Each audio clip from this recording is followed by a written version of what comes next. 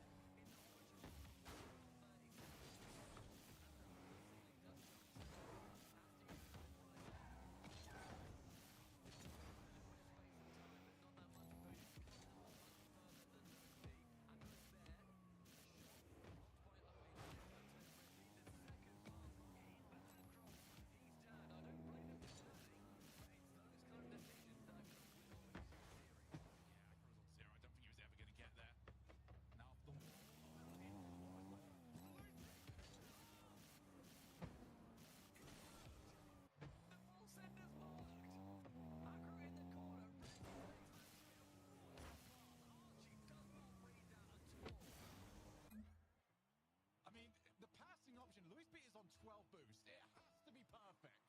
If it's behind, that's going to go nowhere. So they are back in the game. They now need another goal.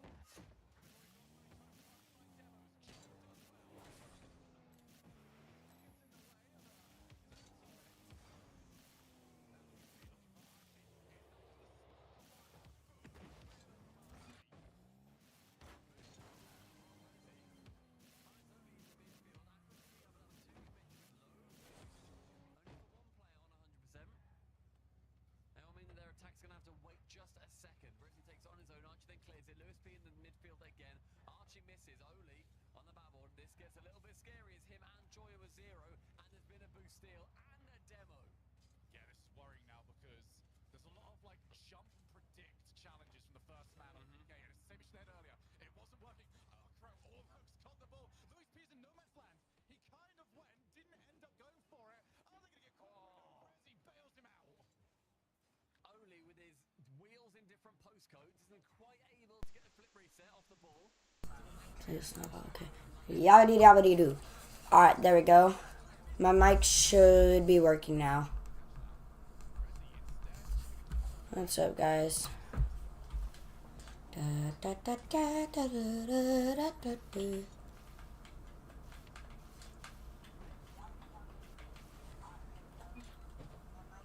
Dang, bro. Why so many people pop in the stream at once?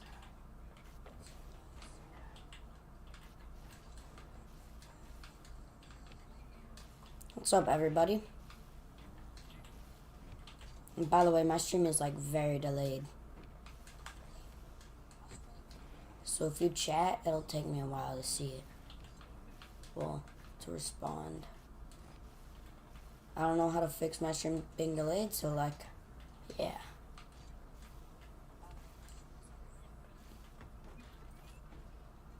Watching RLCS in the background.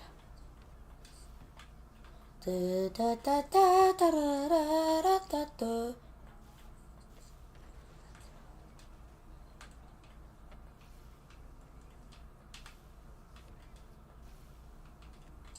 Wait, what happened?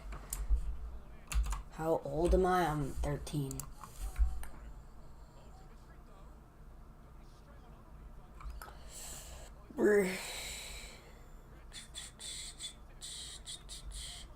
I'm kind of doing a watch party slash. What's up, Nash? Kind of doing a watch party slash like playing Rocket League. Really depends what's going on.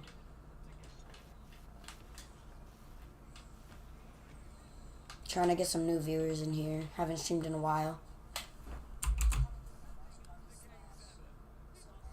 Oh my gosh, bro. This 100% is goated. Alright, game 7, boys. Let's lock in. Come on.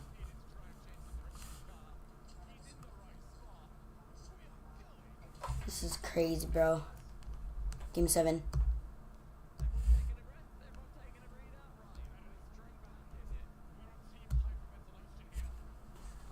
Bro.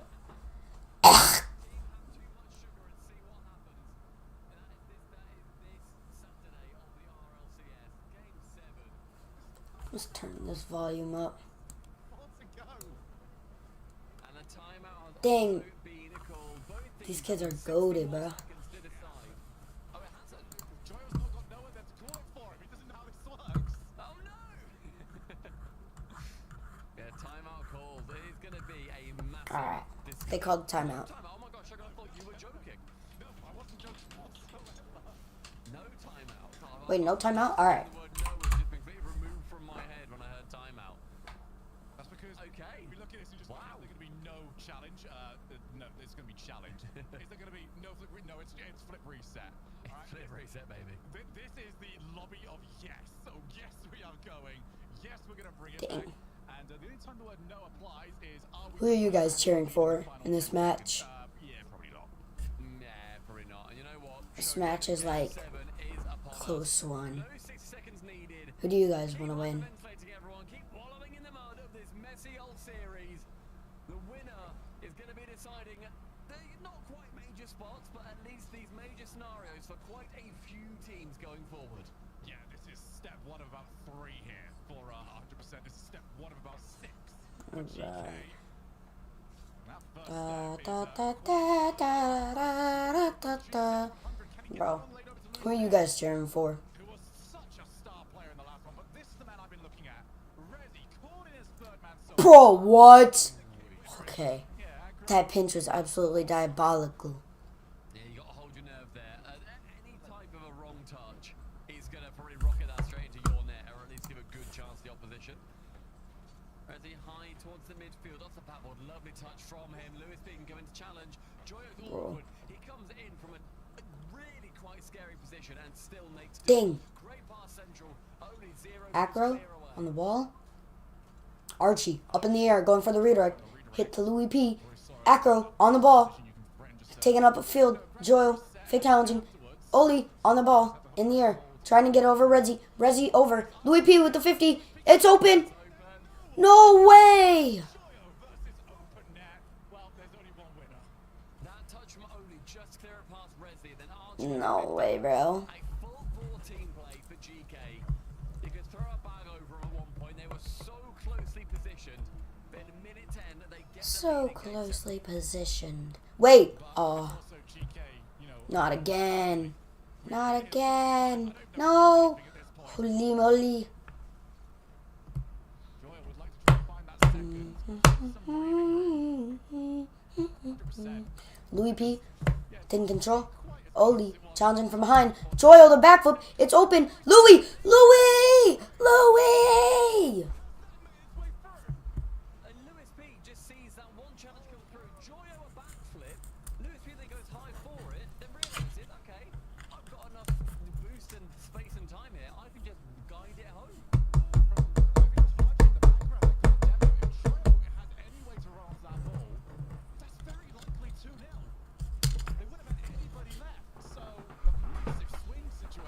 Massive. You know what else is massive? The low taper fade. Louis rotating back. Rezi on the ball, taking it up for a dribble. Fakes 50. Louis. Acro. Acro. With the goal. This is not the same team that refused to send the second man last time around. Oh, and Oli just couldn't get in front of it enough. He has to go, but just couldn't get there. Yeah. Dang, bro. It's a lose-lose there. Oli doesn't go, Acro gets a free shot. Oli does Louis go, in the air, then going for the corner. the only thing he could have done Corner redirect to Archie. Archie's taking it up. Acro with the insta challenge. Joel on the ball, taking possession. Louis P waiting to challenge. Over Louis. as far as I'm concerned. Oli couldn't have done anything about Rezi and Acro on the back. Rezi over one. Acro. They're not going to Acro. What a save! No! What? What are they doing? I told you they wouldn't keep the lead. Of course they're not going to keep the lead. Do you know what series you're watching? Yeah, you know what, fair enough. That's a good point. The thing is, though, You go there, Stump. I don't know how we're going to survive at this rate. the thing is, Shogun, from this point, either team is going to win. Like, this is not a foregone conclusion. We're not saying that for GK by any means. We're saying that either team getting a lead at any point, that's not going to be them guaranteed for it until that clock hits 0. We're halfway through. We've still got a lot of mess to work. Joyo taking up. Pass Resi. Acro on backboard left. He's going to fake it. There we go. Yeah, I think Acro realized if Archie hits that, oh, it's off the wall. What a save. Holy. A little bit for him to work with. They realize it. Archie's just slowly moving forward. They want to fully commit, but Luis P. Okay. Oh, it's wide open. What? Yes. Let's go. I mean, that's a stunning play from Lewis P. Joyo with movement. Just sort of cover from that ball as well. But Acro can dunk it top corner. 100%. Yeah. Never mind. I was going to say I'm going to get Arby's instead because McDonald's is a mess, but it looks like their line's moving some now, so I'll stay at McDonald's. Okay. All right, bye. Bye. This is as back and forth as you like. Wait, did I get a sub? Whatsoever. I doubt 100% feel confident at all that they're not going to Someone concede subscribed to a goal in me. the next minute and a half. Only a Thank you 10 to whoever subscribed. seconds. No way, what? Oh my gosh. Did we make the goal 10% smaller? Crazy. GK hit the shot. Archie central that time to Joyo goes low. The save from Lewis P is going to be successful. Taking Oli. Ooh! Save Acro only again. Lewis! What is Lewis doing? Untouched again. Level game. Oh no, that was still close enough where I second guessed it from the angle I was at. 3 each. Champions Field, usually the site of very nervous matches. It's nervous in the best way. Pure pandemonium. 1 minute left. And Oli is taking his time. Archie, look for bumps onto Resi. Louis, staying on. 50, big body. Louis staying on. Archie, the bad hit. I don't think you can. Acro. Joyo wants to The just bang by Joyo. smash that one. Resi, over to Louis. Receive it on the right wall. Louis, staying on. The reset. 100% here. GK, they are lacking massively in the boost. Resi, staying on. Acro. Uses everything. Acro keeps it high as he should. Joyo picks up 100. Gets bumped away. Smid. from the ball. Maintains the reset after being bumped off the wall. Can clear it away. Only with nothing. Shock. Oh, Nash, this isn't me. This is pros. This is like a watch party and no. All right, it's over. It's helped in as well. Archer, second touch is diabolical. Diabolical. Resi, I don't know who puts that in over Acro. I don't know if we need to look at the replay. I'm sure someone's going to put it on Twitter. 17 seconds, 1 goal, everything to do for 100%. That's a brilliant kick-off play here from GK. Resi with Oli down in front of him. 8 seconds. Luis P wins the challenge. Joyo gets enough. Can he find something? Resi, Acro, and you've now got to go coast to coast. Beats out 1, does not quite beat out the second. Only is not a man for it. Oh, okay, Nash. Resi to the bad one's gonna fake it. Chance to go low. Acro's the one there. Now Lewis P, you gotta go coast to coast again, brother. And they've got instant challenges this time. Randy puts the ball. Oli. Oh, it's so far away. And it's short bound down. 100%. Fight with their hearts. But they are eliminated from major contention. GK has still got a huge amount to do. Journey is not over for them, but that near enough locks in the spots for the final 3 remaining points in the major for Vitality, Dignitas and NIP. They still have work to do as well. It is a really, really close race here. That was so stupid, bro. Their defense sucked that game, low key. Everything. And it was Nash, what rank do you think I am? That was phenomenal to watch the entire way through. You know,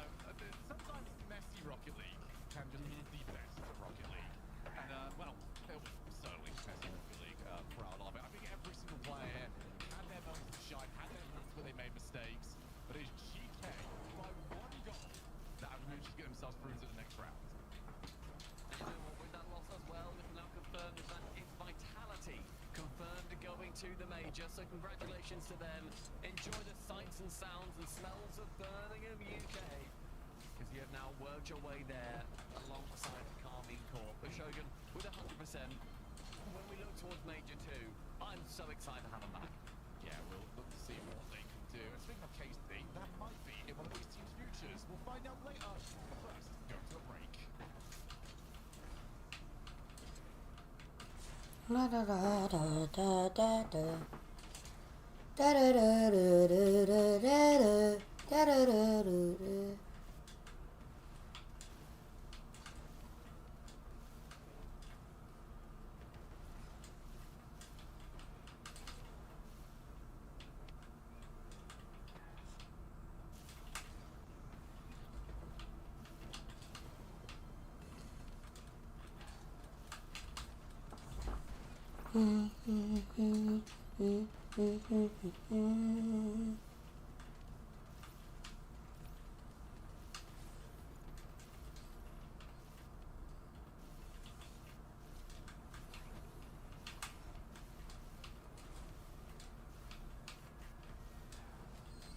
Birds of a feather, we should stick together in a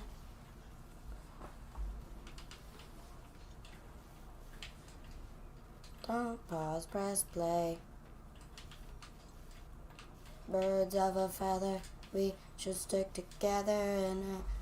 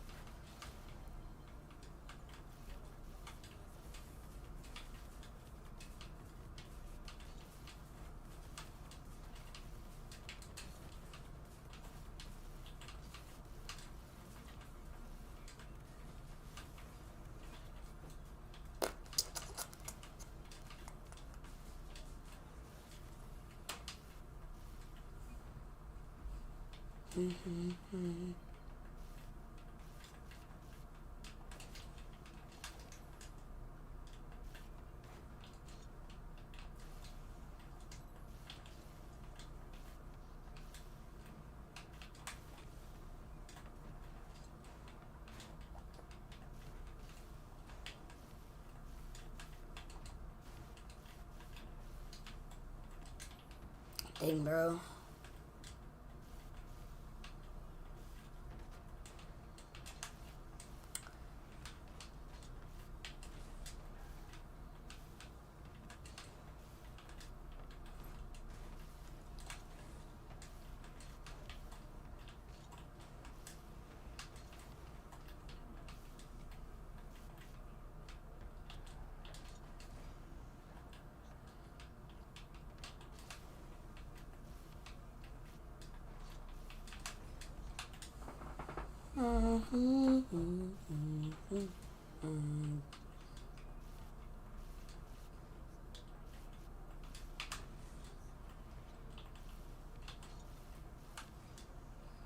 Birds of a feather, we should stick together.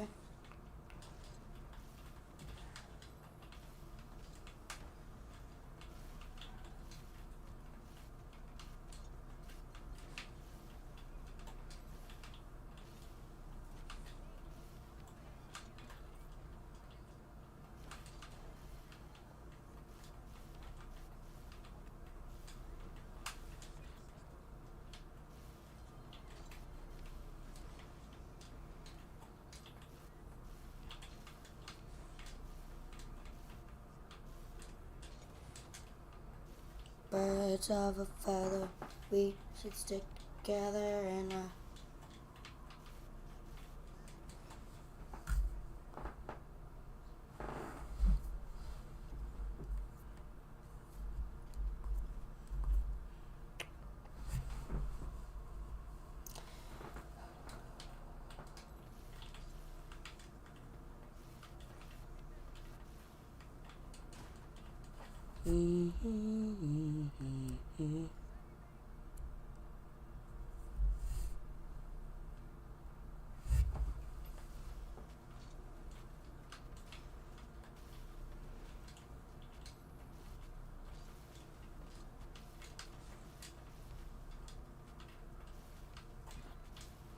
Most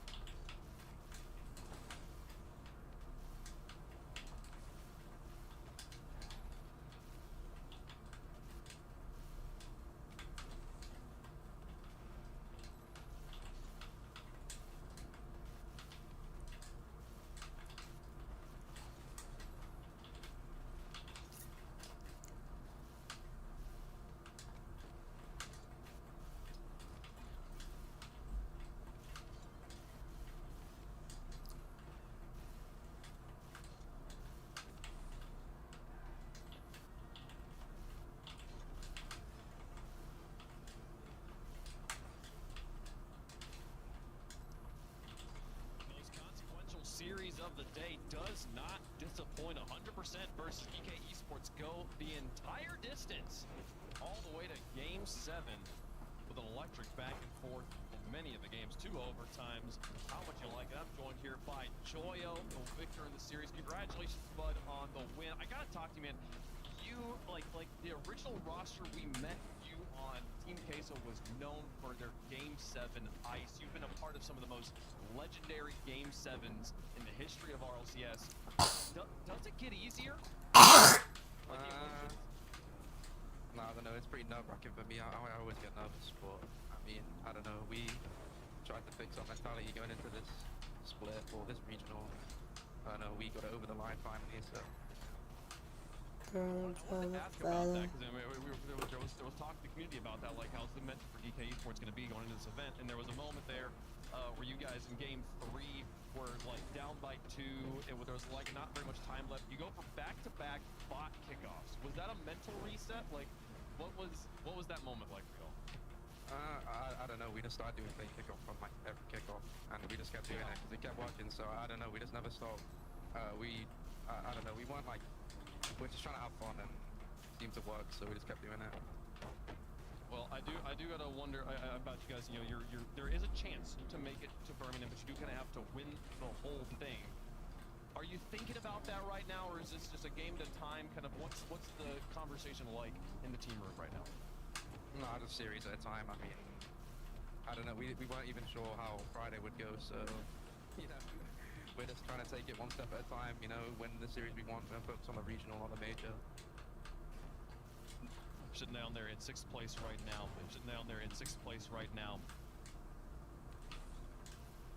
In the conversation there, we'd love to see you play in Birmingham. Well, congratulations on the win. I want to let you go here quickly. Just thoughts on the next matchup in Ninjas in Pajamas versus Dignitas. You played against them, you know these players. Who you got? I think NIP will win, but, you know, they can bring out, like, win against pretty much every team as well, so I'll put my money on NIP, but I'm not sure. Okay, man. Well, hey, Joel, always good to talk to you, man. Congratulations again on the win. See you tomorrow. Thank you. All right, and that is 100% versus EK Esports done. They have moved forward. EK Esports into the quarterfinals. They await the conclusion of the matches we see above us here. Match A, Karmine Corp versus Redemption. The loser will play against EK tomorrow. Into the semifinals. 2 more matches on the day. This one a thrilling match. I mean, yeah, honestly, there was points there, gentlemen, where I felt like the series was over one way or the other. What a series. What a moment for our boy Joyo. I think it's so exciting as well to see players who, last season especially, they had their moments. They had a few little pop-off bits, and we saw them from their heights, their absolute heights of Joyo winning majors, to then not getting to that level, and now finding teammates that can then ultimately bring them back up and actually stay at that level. Did I just psycho chat? Oh, it's not in. In particular, Shogun, I think he had a pretty stunning series. Bad Diver Bizzler, Cat, Ohio Skipper. That's almost Sigma. Especially when he was like making pace. I was incredibly impressed. But for me, legitimately the standout player there was Archie. Archie is usually such a rock, but now this passing that he has started to develop is so difficult to play against. The only thing, maybe sometimes he's got like a little bit of that old sort of Devo mentality, which annoys me on occasion, where it's like, you can take the shot now, but this doesn't have to go backboard. But that's a small gripe against a player that is creating so many chances. There was this moment in Game 3, Archie's ceiling pass to Joyo. Like, that was just so cool. Like, oh, they got so many stylish moments. And we haven't even talked about the Batmo feel the resurgence, the revival. What season is it right now, folks? We're seeing Oli play it more than anyone's played it in 2 years here across the entire league.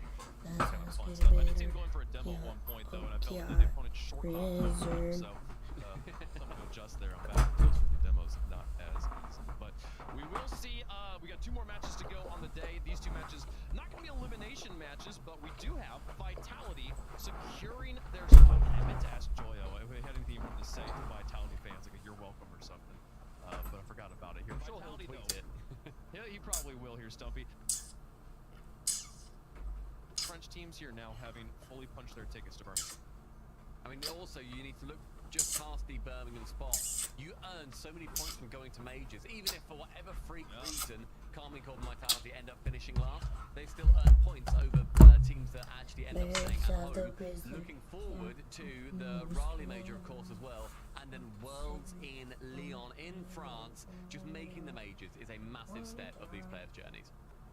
This is a big one here. So our team's continuing to get ready to go, folks. We have 2 more matches on the day. The next match going to be between the 2 teams sitting at 3rd and 4th. We know GK is trying to play their way into this event. If they can get some big upsets, and especially if certain results go their way, they could take away one of those 2 spots. So it's so important here for Ninjas in Pajamas and Dignitas to get the win here, secure that 3rd place spot, get ahead of each other. These are the 2 teams vying for those spots, currently in the spots, trying to separate themselves from the pack here, Joe.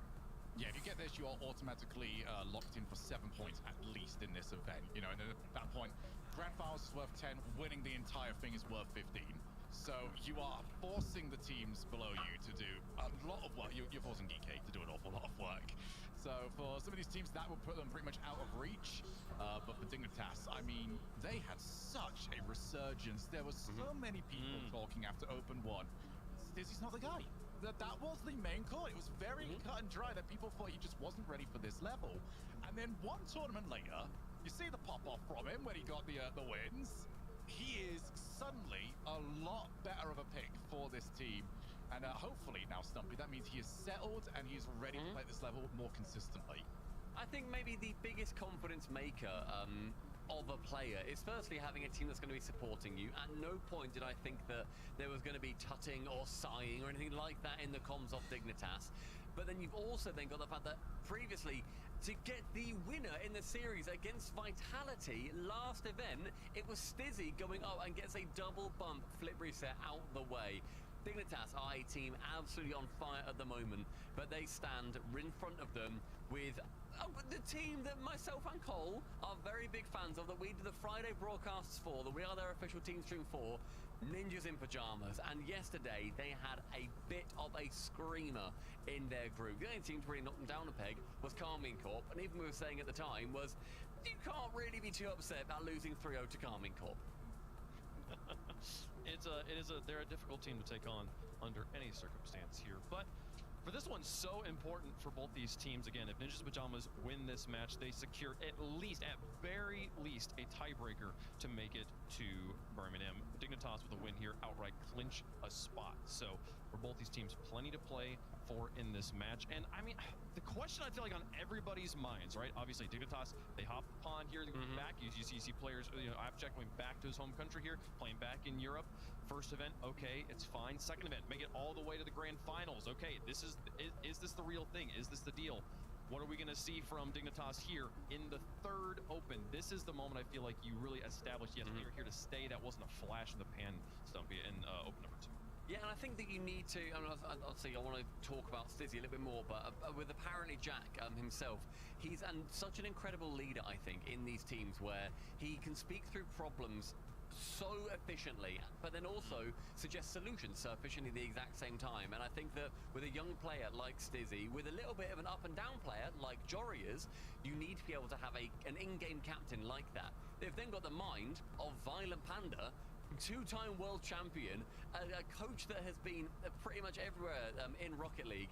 I think they're an incredibly mentally strong team, and I think that Stizzy is the ultimate result of that. A player that was showing errors, that was being a little bit flipsy-flopsy, was making, all these silly mistakes, and then comes out in Open Qualifier 2, and Shogun is a completely different player.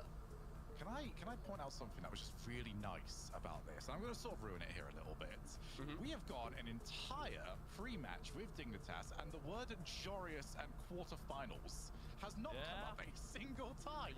It's a new era for this man. It's a new day. Unless he loses twice now. That's all I'm saying. Yeah, That's all I'm saying. for a new If he loses season. now, if he loses now, everybody, you can tick Joria's not making out of the quarterfinals off your bingo card. I mean, I'm still. Which goal do you rate more highly last week? The Jorius like ceiling backboard ground bounce. That was unbelievable. Or Stizzy's 1v3 in overtime to eliminate Vitality. For pure quality, I've still got to go for the Jorius one, just because there's a lot of work that goes into even getting the respect for that level of space. Usually somebody's just on you at some point during that play, but the fact that they looked at Jorius and just went, all right, we got to back off. Everyone clear the deck, get back in field. And he's just like, actually, lads, I can just use this entire vertical space that you've given me. It's going to work out just fine. I rate that one slightly, but I mean, they did incredible. For NIP, though, I mean, Stumpy, obviously, you've been watching them the last few days. Who's sort of the player that's really popping off? Because I feel like it changes a lot of the time on this team. It can definitely switch, but I think the main man that's normally going to be the one to look at, especially when it gets to, I think, the playoff time, I think it's going to be Nas. Nas has the most explosive mechanical pop-offs and is a top 3 player in the world in certain series at various points. I think yesterday, for me, it was Oski. Oski was a phenomenal player. He was the best player on NIP yesterday, at least from the eye test, not looked at the numbers for it necessarily. And I think when then you look at Itachi, he wasn't as impactful as you would normally see. Today is a new day, so maybe that's all going to change. It's all going to turn up on its head, and Itachi's going to suddenly be the guy. But I think, yeah, for me, have a look at Oski, have a look at Nas, as those two in particular, because they have been the most impactful players yesterday and through the events prior. I think Nas as well will take like an awful lot of inspiration from Drali, where they are both, you know, incredible ones players that have tried to make themselves known in the 3v3 scene. And we've seen, for me right now, Drali is undisputed best player in the world. And he'll be looking at you going, I agree. yeah, but I can beat you in 1v1s, so why can't I just take this spot? I mean, there's nothing to say otherwise. So, I mean, for both the Moroccans, they'll be looking at this just going, wow, we're just sort of taking over at the moment, but I'm going to take your spot as well. We do have a slightly developing story here right now. One of the Ninjas Pajamas players is AWOL. We don't know where they Can are. I lock this prediction sheet real quick so nobody can change it? It is Nas apparently is not shown up for the match yet. 2 minutes ago, the forfeiture timer, the DQ timer began. 7 minutes to get there. So they are now in probably about at this point 4.5 minutes from being disqualified unless Nas shows up for it. Is it just game 1? Yeah, it'll be game 1 and then DQ timer then starts out then for game 2 and so on and so on. They forfeit game by game. Nas, Game by game. can someone go and knock on Nas's door? Apparently- Because I've just spoken you up. Come on. I've heard he's on the way now. He's Nas on the is way. in the So building. We'll see. So he's rushing to his PC to try and get ready to go. So rules are rules, and the rules are in place for situations like this. So they will apply the rule book as it is written. But yeah, we'll see how that happens. And I mean, how does that change your mental? Like think about like getting yourself in your normal routine as a team. You know, having a player sitting down the last minute, trying to make sure everything's good to go. Like for some teams, that like wake up call could genuinely mean you'll play your best Rocket League you've ever seen. For some teams, it might really be rough. Weirdly, actually, I think, Stumpy, you're kind of like a magnet for this, where your teams that you cast seem to have these issues where they can't get endpoint ages ago that had to like move their entire equipment. Yes, they over did. The coach's house. No, not the coaches. They had to move it to the CEO of Endpoint, Pete's house. They had to play in Pete's loft on like fold-out wooden tables. And then, need I remind you all, they won that regional. They won it from Pete's loft, right? It was unbelievable. It was something we've never seen before. They then didn't ever go back and do Pete's loft buff. But fingers crossed that NIP can move into Pete's loft if needs be, if Nas needs to have a Maybe quick Nas trip over over. there already. He's got the entire. That'd be nice. That'd be lovely. But to your point, Wavepunk, I think it's very interesting because we don't know where Nas has been before right now. We don't know if they've done all of their, their team warm-up. I doubt that he's just not shown up and then all of a sudden he has to run back from the shops because he's forgotten that they're playing an RLCS series. You'd like to think that there's going to be, a quick little reset and they're all going to get back into it. We'll see what ends up happening. Yeah, my teammates here, let's go. Yes! Yeah. All right, Okay. that's good. Have received official confirmation NAS is in the lobby. So, Oh, so we don't they get will, Snatsky. No. no, they will be playing with full strength, but yeah, the question of whether this will whether this will benefit Ninjas in Pajamas or hurt them remains to be seen. I mean, I generally I've experienced this in so many different circumstances when something just goes not catastrophically wrong, but just a little bit wrong. Right before the start of something, everybody approaches the situation with so much more. You're so much more alert. It like wakes you up just a little bit in a really beneficial way. I will say, Or it shakes you up. if it's anything, NIP's vibes look immaculate right now. They look pure smiles. They're a happy They're team, man. pure They're elite. vibes. Yeah. Yeah, well, folks, let us know who you think is going to win in the progressive fan vote here. Hashtag NIP for NIP, hashtag DIG for Dignitas. We'll make our predictions on the desk as well. Stumpy, who you got? As they are the team stream that I do, and also because I believe that they could probably win this over Dig despite losing last time 4-2. NIP for me. Give me the Nip boys. Hashtag nipple the way. Okay. I got Dignitas the entire way. I took Dignitas 3 weeks ago. I'm taking them today. I think that they are just the better squad. I mean, you got Jorius in peak form, new era. You got Stizzy, the newest hotness from Europe, and you got the two most solid mental minds in the world in Appjack and Violent Panda. Yeah, And yet. Dignitas. And yet. And you've got Nas on probably a laptop in the middle of the loft. In Pete's loft. Come on, Pete. We'll see if they can do it. They're the fan favorites in chat. They are the expert favorites on the desk. Dignitas, it's their match to lose. Can they secure? Can they clinch a spot at Birmingham here with a win over Ninjas in Pajamas? Can Ninjas in Pajamas keep things spicy with the win over Dignitas, folks? Let's play some Rocket League. Find out who's going where. Dignitas versus Ninjas in Pajamas. Dignitas are one best of 7 away from Birmingham, and NIP, well, they're probably another win away from earning enough money to buy NAS a couple of alarm clocks. What on earth is happening there? Welcome to the upper bracket quarterfinals, JB. Let's get into it. Boys made it. NAS is here, and they're off with the double kickoff. Immediate opportunity. I mean, that's a lively play for a now, at least, very lively player. It looks a little bit rattled as well. I thought maybe he was just, you know, fixing a couple of tech issues or something, but it genuinely from the face cams, I don't have the full it looked like they actually couldn't get a hold of NAS, and he's just hopped on his PC. Yeah, this is, been happening a little bit over the weekend. We had K-Dop yesterday, I believe it was. Sizen tweeting out, can anybody wake up K-Dop? Anybody know where he lives? Go knock on his window. Oh, that's a nice play there by Dignitas. Jorius looking for Stizzy in the middle. Dignitas will be well prepared here. They certainly will be looking to replicate what they've done last event. You say knock on the door, I'm thinking back to a Cookson 97 strat. Is that where you got to call the next door neighbour to knock on the door if you can't get up? Yeah, call the girlfriend to go, call the neighbour to go knock on the door because he's sleeping. Yeah, that was a strategy. That did happen a few times. The great Cooks. Cooks in 97, ladies and gents. Speaking of the Batmobile as well, making its appearance through Oli, there's, well, the man that really made it his own back in the day. But as we said, we got a best of 7. Second chance on the line, but importantly, really, I guess for both teams, a chance to at least secure a tiebreaker as well for NIP. I mean, really, I dare say win this for either side in U3. Obviously, Dig it 100% through, but I mean, a tiebreak would only be if GK went on and won the event for NIP. Oh, love that. Fake aerial play there coming out of NIP. Dignitas were prepared for it. Stizzy now boost steal, sends it across the boxes. End-to-end stuff here. No team really getting super extended periods of pressure.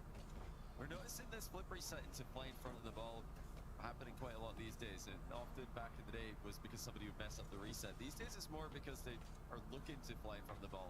Saw that in the highlight reel in the pre-show. Beast Mode pulling off an NA. Already seen it twice this game, once at each end of the pitch.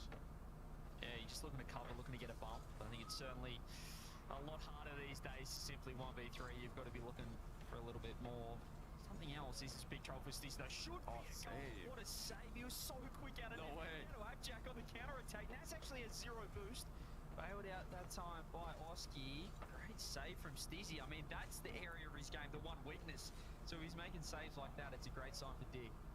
Yeah, Stizzy, even when he wasn't putting up the best defensive performance, still a brilliant offensive player in the first event.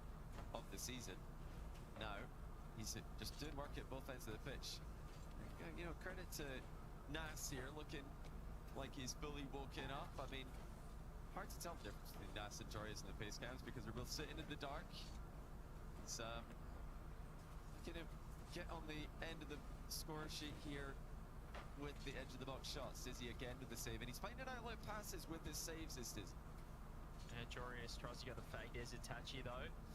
Certainly a highly talked about pickup, particularly with how his former team is doing in Gentlemates in the not doing much at all. So here is Itachi now. He actually fakes this one for Oski. Stizzy trying to clear Nas. He's the #1 offensive player in Europe so far. On all the stats, he's dominating. So need to see him put in a performance similar to what he has in the first 2 events for NIP. Whereas on the other side, Dignitas looks like stats-wise, Johnny, they're kind of just mid-table everywhere. They might just be the team he's dominating, but he's a great chance. Another whiff. Luckily enough, it was over to Nas, who had 0 boost. You kind of got a team versus a Nas offensive show. But interesting to see how these two styles match up. For now, it is an NIP, a barrage. Nip just putting them to work right now. There's the bump. Surely, he's got 0. Every time the killing blow comes through, Johnny, they just don't have the boost to get a good shot on. Yeah, it started off end-to-end stuff in this matchup, but for the second half of this game, it's been all NIP.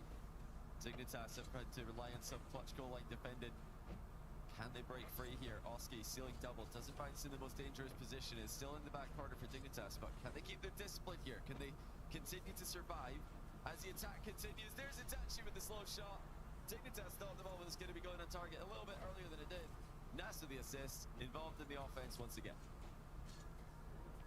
Yeah, they were going to break them down eventually. Surely they just needed a good finishing touch, and there's the quality bottom left. Itachi opening up this best of 7. 34 seconds to hang on to this game on win. It really has been all NIP for the second part of this. Now remember that last time these two teams played, we had a bunch of mistakes for NIP in a Dignitas series win. Dignitas, of course, went on to bigger and better things after that, taking down Vitality, so there's no doubt their level was extremely high last event. NIP still was visibly not. Now they've really shored up on those weaknesses. They're playing at a more consistent level. Dignitas are going to need to work for goals a little bit harder than last time. It's not enough offense so far, but there's a chance here. NIP backing off Jory, throws it over. He's gone low. Nas is there. He tried to find a one pocket, but just covered enough of the net that NIP have to throw everyone at it. First game win though. I'd say it's a deserved one as well, with more shots on the board and more pressure. For sure, NIP the better team here. And hey, well played to Nas. I mean, maybe showing up late. We're not sure where he was. Like maybe he was having a nap. Maybe he's having a you know, a little just break before joining in after warm-up scripts. We're honestly not sure, but maybe we'll find that out for you guys later on today. I'd love to know, maybe in a post-match interview, maybe question number 1. Wade Punk, thank you very much. But yeah, he's top of the scoreboard there. Creates the only goal, and he's got his face cam on. You know, he's just showing everybody on and off the pitch what a professional he is. I tell you what, I actually changed my prediction just based on what I was witnessing there. I thought, oh, these guys aren't ready. Like, Dig were in the warm-up lobby. Did you change it before the match started? No way. I changed the Dig. I thought, these guys aren't locked in. This is going to be the same NIP I saw last event. I've changed it, but when you think about it, it can go one of 2 ways. Like these kind of, you know, when it's a bit of a schmozzle pre-game, it can either rattle the team or it can almost relax the team. Like they're all kind of having a laugh. You can see how the play gives it. Oski's just cracking himself up, thinking, what on earth is happening? This guy's, you know, showing up late, nearly getting us, well, costing us a game. They're seconds away from this as well. They're second away from losing game 1. It is a progressive DQ, so you don't lose the entire series in one go. But they would have lost game 1 if they were just a few seconds later. They made it though, and that's all that matters. And they're going to look to build on what they've already started here. They are looking very good. They're looking like the better team so far, although we're only 1 game in. Yeah, it honestly has seemed to relax them. As I said, it can go one of 2 ways, and I might have predicted the wrong way, but it's going to be a long best of 7, as we saw in the previous series. See what Dignitas can do. They haven't really shown the offense just yet. In a strong defensive stand in the first game, albeit that opening goal from Itachi late. Stizzy now Might be able to get a touch on this. Nas could land on but he already had one up. Oski committed early. Only too aggressive on that. Apparently Jack Stizzy looking for bumps. They're finding nothing though, and he hasn't got any boost, so a bit of a failed journey down the offensive half for Stizzy. Nas again looking to find teammates in the middle, but he only finds Stizzy. Pogo shot denied there. Stizzy almost sneaking that one through before the defense could react. Excellent save, respecting the chance to hit the ball that little bit earlier. Stizzy looking extremely dangerous in offense for Dignitas. He's just staying around, isn't he? He's just hanging around. He's not worried about his boost, just getting in the faces of the opponents. Apparently, Jack can get the dunk. He doesn't get the extra touch. To be on net. Stizzy, is he hooked it across? No. Another double save from NIP. But they've kind of flipped the script here, game 2, Johnny. This is a lot different than number 1. It's been all digs so far. They've found a slight opening down the other end, but Stizzy's looking fantastic at the moment. Yeah, and how about apparently Jack with the attempted 1v3 there. Almost creating a goal for his team. 50 goes back to actually 2 50s in a row go back for Dignitas. You maybe think that one of those was intentional. You definitely don't want to be 50 like that twice in a row. Can't have too many teammates behind you to pass the ball to in that manner. Itachi with a chance to make something happen. Air dribbles high. And notice all the challenges at this level are usually to force air dribbling players high just like that. Something you guys can try in your own games. If you are trying to stop air dribbles from working against you, these guys know exactly how to play against them. So smart from Stizzy, who's going to get completely dunked into his own net. He goes sidewall, keeps pressure on for Dig. Here's Jorius. It's going to be low on the reset. Doesn't get the scoop that he wanted. Stizzy should keep this ball in. When the NIP bring and leaving little openings, but Dig unable to walk through that door. Nas pops it up, still low boost. You see Jorius trying to find a double bump, but they didn't find the man that was watching the outlet. That's Itachi. So apparently Jack popping it up. Dig looking pretty comfortable, able to transition it straight back into offense though. This is, been polar opposite of game 1. Could easily be 1 or 2-0 for Dignitas if just not finding their finishing touches. The opportunities have been there. The passes have been excellent. The pressure has been more than sufficient. It's good back corner boost defense there by Itachi. They're not just about defending the goal at this level. You've also got to defend those 100 boosts as they spawn, which Itachi did in that instance. Pop from Oski. He's got 0 boost though. Here's Stizzy downfield. He's been down the whole time. There's a redirect on. So many saves coming through. So a quick look at the scoreboard. 6 saves already for NIP. 90 seconds left. Tachi gets dunked. Oski sitting in the middle of the covering space, but if they keep getting demo, they're going to leave an opening. Jorius is overcommitted a touch though. This means he's unable to control it. Has found Stizzy. Itachi with boost. Has been clinical in defense from NIP. Dig though are not letting up. Abjack off the roof with the pinch. Stizzy with the dunk. Where's the great one? Here he is. Shot bottom left red. And again, it's Dignitas with opportunities, but no goals to show for it. 10 shots for them, just 4 for NIP. They came much earlier in the game as well. It's been all Dignitas, like you mentioned before. Complete role reversal from the first game. But this will feel like a heartbreaker if they lose after they've dominated for so long. It's almost as painful as just getting completely dominated and losing the game, especially when they're already losing the series. But can they break through? Apparently Jack trying to find a way. Oski denies him. It's actually going to be NIP with a chance. Stizzy clears it to safety. And then so much pressure, Dig, but it also feels like one bad 50 from Dignitas and NIP already. You know that Oski's going to be downfield. Nash, the MVP, the offensive MVP so far, and here he is. Takes it up. Jorius should have a regulation touch, but it still is awkward. Oh, wow. He's found himself in a precarious spot. Itachi trying to keep it close. Triple 50 comes through. Itachi's going to wait downfield. There is Jorius. 10 seconds left. It's been a very low scoring season so far. We've seen 1 goal. Stizzy, 5 seconds. The NIP steal it. So we're heading towards an overtime. Jack's low though. Stizzy's awkward. They're finding buffs. NIP did certainly want the ground and get it. Yeah, just inconsistent finishing from Dignitas, giving NIP a chance in this game. In terms of territory, this was absolutely NIP's. Oh wow, that's not a good clear at all by Stizzy. Itachi's shot is eventually cleared by Dignitas as they combine their efforts. They'll definitely feel like they should have won this game already. They can't think about that right now though. Job still to be done. They're going to tie the series 1-1. Itachi should have scored that. That was completely open. He just could have put a top right. I'm not sure why he tried to go so far across net. He just took it too safe. Here is Nas.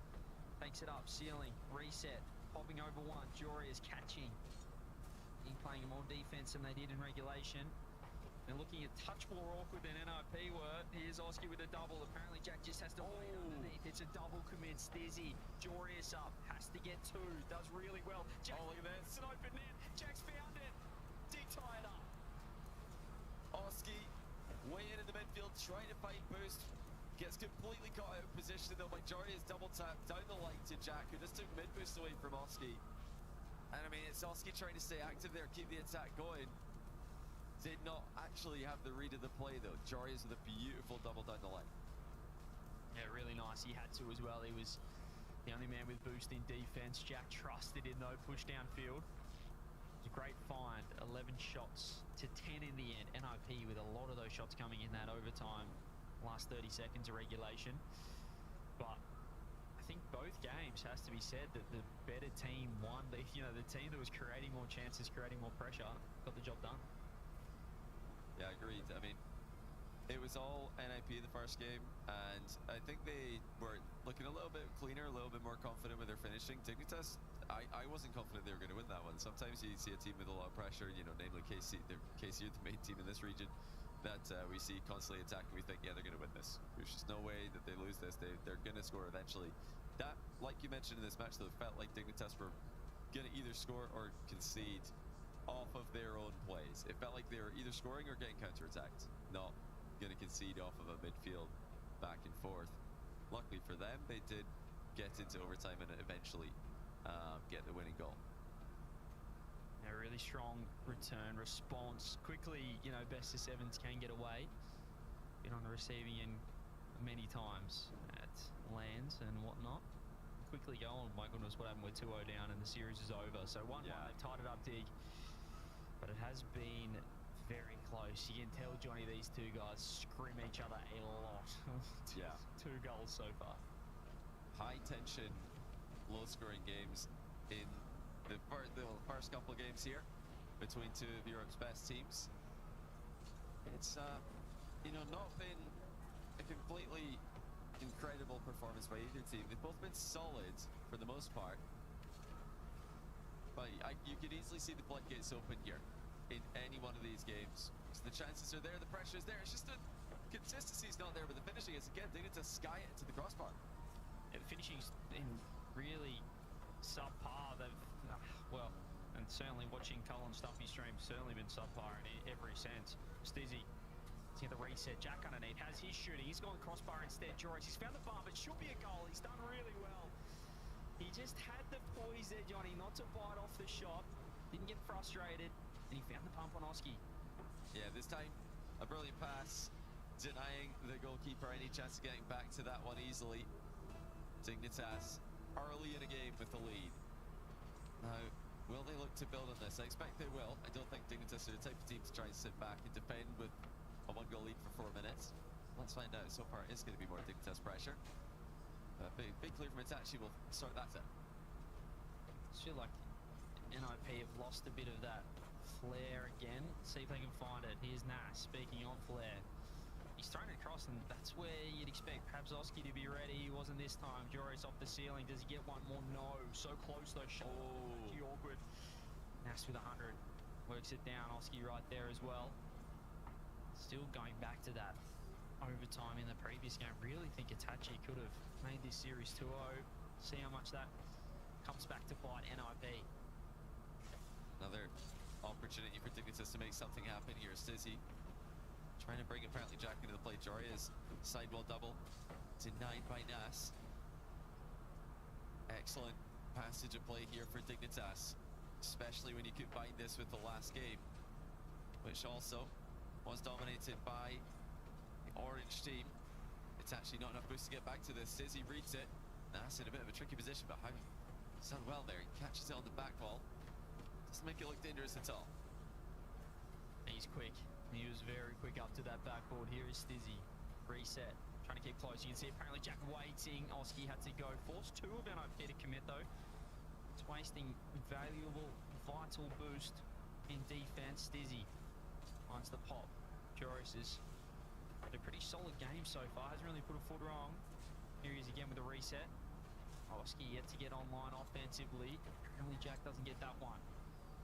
Tachi working it out. NIP, a lot of time in blue half. Space for Nas though. Joris. Oh! Save though. Stizzy can bail the team out. That's great defense, and they could counter-attack. They were quick on it. Fortunately enough, Nas, who started the play, able to keep it in.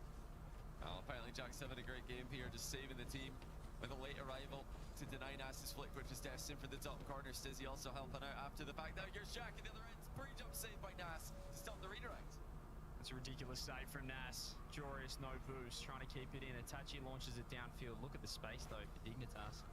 Stizzy's actually... Oh, my goodness. Joris up so quick. Actually going to tactically leave that one for, apparently, Jack. Oski touches space off this sidewall. Has Nas on the left. He can find the reset. He wants the bump or Joris. Gets the bump. Stizzy reads it, though. First one on the scene. He's playing well with 90 seconds left. And what can NIP do against the run of play? Dignitas have visibly got all the momentum. Not looking 100% comfortable though. So NIP have tested them on a couple of occasions. That's a good pass from Itachi. Oski trying to get it back to him, but had to go a bit too fast in order to beat the Dignitas player. Activity still high for Dig on the ball, pushing NIP back all the way to the blue hat. I mentioned before, you can just see these guys have scrimmed each other so much. Sometimes you get these series where you can just tell it's just playing off pure instinct reaction. They're just going for it. Whereas this is, you can always see both sides thinking, right, how do we pick each other apart? How do we find the opening? You can see the thought process, the mindset going into each and every touch. There's Nas. It's beat this time by apparently Jack. That's a lovely 50. Takes the boost. Gets value. 35 seconds. The dig to take the lead in the series. Oski was in big trouble. Wow. Stizzy was not ready for it. Luckily enough, they've got the lead. That could have been game. Could have easily been the goal to seal it. Jarius for the key outplay. Dignitas have been disciplined in this third game. Just getting behind the ball in their 50s, making sure not to give away anything cheap. And now they really have got the finishing line in sight for game 3. Stizzy, full boost, sends it down the line. It's an awkward ball for NIP. Can they get anything off of this last play of the game? They're backing up. Oski with boost though. Has Nas on the left. He needs the bump. He doesn't find the bump. They're in trouble. Itachi pops it up. It's very awkward though. You can see Dig putting a hand on everything. Stizzy, look at the triple coming. Oh my. Oh! Hit the deck. 2-1 Dig. Dignitas with 2 games in a row in an incredibly low-scoring series. Timeout NIP. Even though these games are within 1 goal, they've decided that to straight for their opponents. Sufficient cause for a timeout. It has been a discipline, but at the same time, slightly inconsistent performance by Dignitas so far, I would say. Their shooting looked suspect early in the series. Still not convinced that they could open the floodgates like I previously mentioned. Need to see a little bit more from them in that end of the pitch if I'm going to believe it. But NIP are the team with more work to do. They did concede. Well, really, their biggest issue is they can't score. I mean, they conceded twice the last 2 games. They haven't scored in the last 2 games. What's going on there? Yeah, and that's I think why you called the timeout. I mean, you can say they've lost 2 one-goal games, but they've scored 1 goal in 3 games. Nas, the offensive MVP, leading goals per game in Europe, has, well, he's usually scoring 1 goal per game.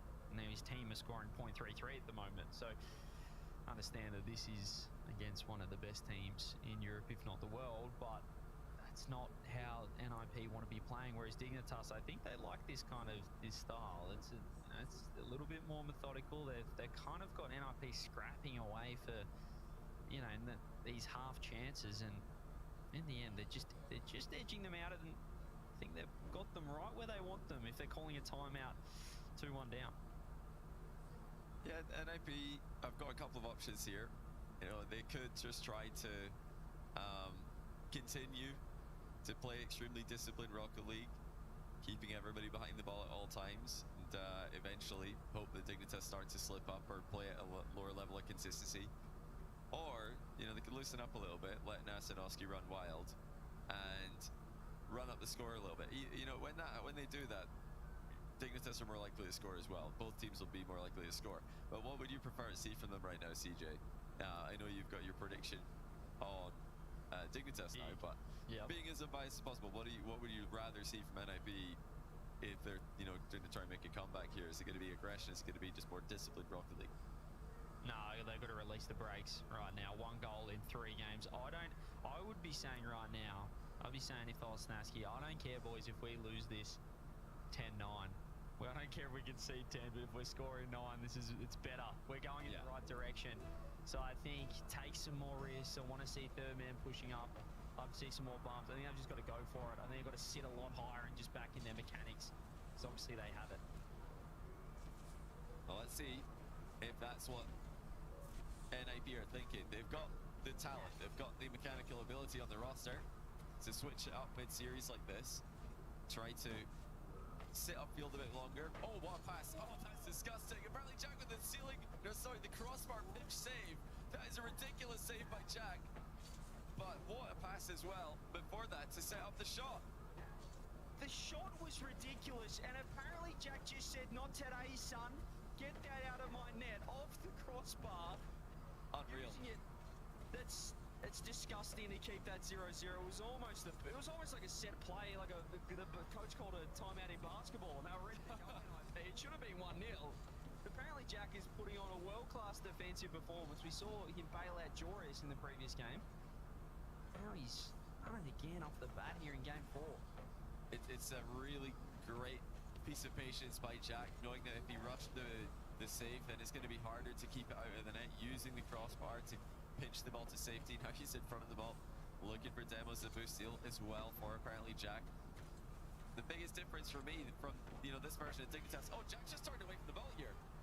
Well, it's 1-0 Oski. I was going to say Dignitas are not leaving each other alone in defense as much as they were before. Wow, Jack just lets Oski have it. He didn't think Oski was going to have such an easy shooting angle, I suppose, but he could have definitely contested that. I just think that Peach caught him off guard, and then he thought, I probably need to turn around here. I'm not beating him to the ball, but really caught himself in all sorts. He probably should have still shaped up, faced up on that. Wasn't the best touch. I just think that that was his first big defensive mistake. He in hindsight, he'll be looking at that thinking, I should have gone, because you've no chance of saving anything from that range. It's just a guessing game if the shot's going to go low, high, or across the goal into the near post. And Nas make it 2-0 now. Yes, he can. Double tap. And it started off with Oski. Nas getting on the score sheet as well. This is exactly what NIB needed. This is what we wanted as well. We said, are they going to come out more aggressive? Look how close Nas was sitting right there. They had 2 first men, NIB, and he just pounced on that pop-up. Easy double touch, and that's what the offensive MVP can do. 2-0 timeout. Really could be genius in the end, looking back, if they're able to bring this series back. Yeah, how will Dignitas respond? Much harder, of course, to conjure up a response in the middle of a game without that timeout to just fully focus on the strategy adjustments that you're going to try and make. Dignitas have got time on their side for now. More than half the game to go. It doesn't matter how many goals you're trailing by. As long as you've got more than half the game to go, you can argue with yourself that, well, if they can do it, so could we. Let's just have the second half of the game go as well for us as the first did for the other team. And how quickly it can turn as well, because right now, if this series is tied up, you could also be saying, well, hang on a minute, Dignitas have only scored 2 goals this series. If this remains a 2-2. So then you think, well, did Dignitas have an offense coming into this at 2-1? Oh! And there's the 3rd goal. Well, I think our question from the timeout is thoroughly answered now. Will NIB continue to play disciplined Rocket League with everybody behind the ball, waiting their turn? No, they won't. We've had redirects, we've had the immediate handoffs to two first men, and now the run-ahead demo on the goalkeeper. And that's on a 2-goal lead. They're deciding, you know what, doesn't matter, we're going to go for more. Let's run up this score, let's get Dignitas to really consider making an adjustment of their own. Lovely flick there from Stizzy, but as I said, there's going to be question marks on the Dignitas offense. I mean, they haven't really proven that they can play this style. It certainly looked like the 1-0 games were right in their wheelhouse, but I mean, how quickly the turntables, the NIP are just going for it. Snatsky said, boys, let's play some aggressive offensive rock, and that's what we're seeing right now. Itachi finds the 50. Nas first on the scene. Stizzy right there as well. Just measures that 50. Apparently Jack first to grab it off the sidewall. Finds the pinch. Minute 20 though. This game's quickly got away from Dig. Those first couple of goals. The Nas now go. Here's a reset. He's got a... You can see how much control he had over that. Too easy. 4-0. Ridiculous efficiency by Nas. Just using all of his boost to accelerate the ball into the Dignitas half, but the reset was completely automatic for it, even with 11 boosts left. 4-0, statement game 4 by NIP. Yeah, they've scored 5 goals now to Dignitas' 2 for the series. They're able to tie this one up. You're nearly calling the timeout straight back, Dig. They need to find out how to play a different play style, because that other style is open net, so close to open. One man in net, just couldn't find the gap. Rips it across. Itachi. Arizoski throws it on. And it has been a really disappointing game from Dignitas, but credit to this NIP lineup. This is what, you know, the subpar boys, this is what Colin Stumpy have watched as the NIP team streamers. This is the offense that you come to watch. This is what you want from an NIP. You don't want them to sit there and lose 1-0, win 1-0. You want to see Nas go to work. You want to see the boys get up front. Agreed, and when you see the offensive potential, just the things that Oski and Nas can do on the ball as Oski hits the crossbar with the attempted 5th goal, you wonder, yeah, why would they ever do anything else? This is the way that these guys should be playing for me. Oski with a tight angle double, he makes it 5-0 with 12 seconds left. No, stop it! What has he done here? Itachi's got the touch. Oski off the ceiling, off the board, off his wheels. Into your top left corner. 5 goals off the timeout. Off the best of all of them. That's absolutely ridiculous. They're clipping on it now. Consolation goal for Dignitas. I'd be shocked if they don't call a timeout here. They've got to try and cool down this NIP lineup. And when they do get to this level, you wonder just how high the ceiling is for this team, because Oski is a player who can do amazing things single-handedly. Nasa, likewise, it's actually one of the best players in the world at bringing the best out of his teammates. And he's not slouched himself. They've not made the same level of mistakes that they did last event. This is a scary-looking NIP. They are scary, as you said. They've got such a high ceiling, and all 3 of them love being on the ceiling by the looks of that. 5-1 off the timeout. I think you've got to take the extra 90 seconds yourself if you're Dignitas, because they have just been smashed. That is far different than the previous 3 games. Yeah, this was rude. This was a little bit disrespectful of NIP. I mean, that last goal there with Itachi on the back wall, passing it back to Oski, pre-jumping, flip reset, tight angle, double tap. I mean, Dignitas didn't really have a chance. They had absolutely no chance in this one, and they've decided to save their time. I'm pretty surprised. I'm not gonna lie. I mean, we'll soon know if that was a mistake because they're about to be tested here big time in Game 5. Look, people get sick of me talking about timeouts, but I've called many a timeout in my time, and you can't beat a 3-2 lead. I think you've got to call it now. You're putting so much pressure on yourself. If game 5 goes the same as what we saw here, where NIP just putting on the offense, Dig don't respond. I feel like they've just wasted a game by not calling the timeout and fixing, you know, just having an extra chat about. I'm sure they know. I'm sure they've got an idea of what to do differently here. I'm sure they've got like they're not going in here tilted. I don't know. Johnny, give us an extra 90 seconds just to let them cool down. Exactly. Yeah. They know what they need to do, but Rocket League is such a confidence-based game, and NIP will never be more confident than they are at this exact moment. They've just won a game 5-1 in a previously 1-0 series. So why not?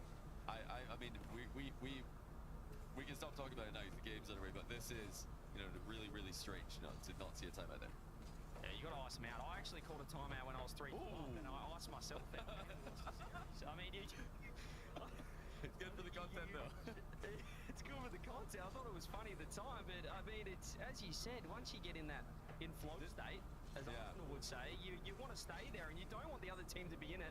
That's what NRP. I mean, look at this offense already with 30 seconds in, and the barrage continues. Didn't Hogan mode do that as well? The call a timeout when you're up. I think they did when they won a game. Just full content. We need more of that. Where are the disrespectful timeouts? Where are they? That's how you can get some followers on Twitter. That's what all the bros want. Yeah. Want more drama. That's all we love. We're desperate for the smallest amount of drama will turn into a mountain. We are. Out of the molehill. But minute gone. Oh. See if they go. Look at Itachi go NIP. Oh. And like this, playing with it. This is still disrespectful offense. This is what they're doing. I'm not sure if that was the directive from Snatsky. Oh, and apparently Jack is playing with fire. Does a demo come through? Joris doesn't land it. Hosky goes to boost over Paul. Big whiff. That'll leave, or at least release NIP down the other end, out of defense. Oh. An extremely lateral pass there from Itachi. Went behind Nas, who wasn't ready for that one. Itachi's been extremely effective with his setups for the large part of this game, though. Now he's actually falling in defense. Oh, what shot! Off the goal line by Oski, but that was a great attempt. Dignitas almost up 1-0. Oh, I think they might have remembered what apparently Jack did in that previous game, and that's karma, I guess. Getting a save on his ridiculous shot. There he is. In the opening, the great white, the big Jorius, 1-0. Nas looking to take control. Just trying to bring the ball down in defense. Gets completely stuffed by Stizzy. It's a hard thing to do to bring the ball down like in Rocket League, especially at this level. Always seem to underestimate how quickly the opponent is going to arrive. Well, it's Dignitas who strike first, and credit to them. You know, we're openly critical about their lack of a timeout call, but they themselves are fully locked in, as we expected. And that was just a case of Oski not checking his blind spot. First thing you learn in driver training. He's getting caught out there. That's a ridiculous flick from Stizzy. Here is Oski, throws it downfield. Nass is there. Does he want the redirect? Joris was more than aware of what he was trying to stop. Tachi tries to buy enough time. He does really well, actually. He's got around 2. Jack has to back off. Wants to pop it off the bar. Won't be able to control it. Oski up. Stizzy does well. Half the game gone. Has been better from Dig. Look, I'll forgive them if they win this game. But still has been a lot of pressure, a lot of offense from NIP. They're trying to play that same style. Just haven't found that. I'll forgive Dig for not calling a timeout after 2-2 if they win this game and then they call timeout. Just to really rub it in and let NIP know who the big dogs are in this matchup. We didn't need it. Throw it away. I like it. That's, I like it. yeah. That's how you destroy their confidence for the whole season. I mean, I like it. Get rid of all your tools. Just, we don't need them. We do not need them at all. Stizzy goes downfield, finds a nice demo. Oski removed from the map momentarily. Stizzy's actually finding everyone. And Oski, fortunately enough, spawns back in. Here's Itachi, throws it off the Oh my goodness. Stizzy. Oh my goodness. So far. There's the demo. 2 goals to the Stiz. That's outrageous by Stizzy. He got dusted midair by Itachi. No problem. He just adjusts his flight path to catch the ball on the rebound, taking out the entire NIP roster. I mean, that is an outrageous touch by Stizzy. Wide open for them to score at the other end. All because of that adjustment. He's locked in. He's locked and loaded. Forget about the timeouts. I'm not sure. Yeah, why do they keep talking about it? Idiots. They're useless. They're absolutely useless. Here is Stizzy. Has to wait. Itachi fakes. Oski wants to bump on Stizzy. Doesn't land it. He's done well offensively and defensively. Minute left. Still a 2-goal lead for Dig. As flicks it across to Oski. Awkward pass. Doesn't get the best catch. Has to straighten up now. Dig can just hang on to this. And this kind of, they've turned it around into the first few games, Johnny, where it is that low-scoring affair. Scrappy rock. Well, you know, the first few games of the series were low scoring. Oh, hold on. Not as low scoring anymore as Nas makes it 2-1. That was a fantastic assist to set him up. Oski, the low boost, is turning back into play. Actually at 100. He respawned perfectly for him. But the difference is that now the shots are finding the back of the net, whereas in games 1, 2, 3, we saw a lot of crossbars, a lot of posts, a lot of missed opportunities. But the opportunities were there. They were being created. So it's not for a lack of opportunities. Now we're starting to see what happens when players hit their shots and actually score their chances when they're given. 30 seconds. Dig trying to hang on. Match point on the line for both teams. Oski popping up. There's the clear. Vital now, 20 seconds. Down the wrong end for NIP as well. Dig, they win this. They're one game away from securing their ticket to Birmingham. Hitachi doesn't get the touch. That's costly. Stizzy's just going to work it forward. All they need to do now is keep it down the right end. Do they overcommit? Joyce just goes. Apparently Jack shadowing. Pops it back. Here is Nas. Oh. And he doesn't keep it up. Dig, no timeout. 3-2. You know, I don't hate that attempt by Nas because he's trying to make it look like he's doubling. And we actually did see Jack committing to the backboard as Nas went for that one touch then recovery. Obviously, he didn't get the recovery off as cleanly as he needed to, which makes it look like a wasted opportunity. But the idea was actually a good one. Jack had turned up onto the backboard because the way that Nas jumped at that ball was exactly the way that he would jump if he was trying to hit it hard into the back wall. It's very tricky to pull out of that takeoff and then control it while recovering. Yes, it's certainly a misplay, but it's a high-level play that a player like Jack would have seen and reacted to. You know, if he controls that, Nas is in a great position, actually a better position than Jack is in the 1v1.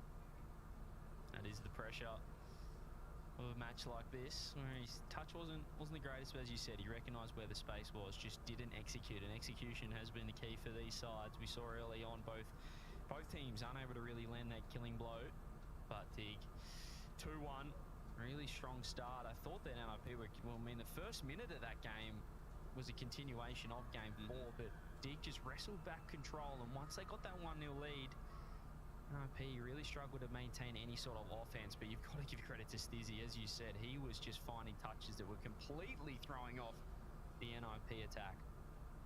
Yeah, Stizzy's been phenomenal for this team, and it's wonderful to see a player who was, you know, widely criticized, I think a little bit unfairly for the first regional of the season, Dignitas losing to 100%, a team that at the time they were expected to quite comfortably beat.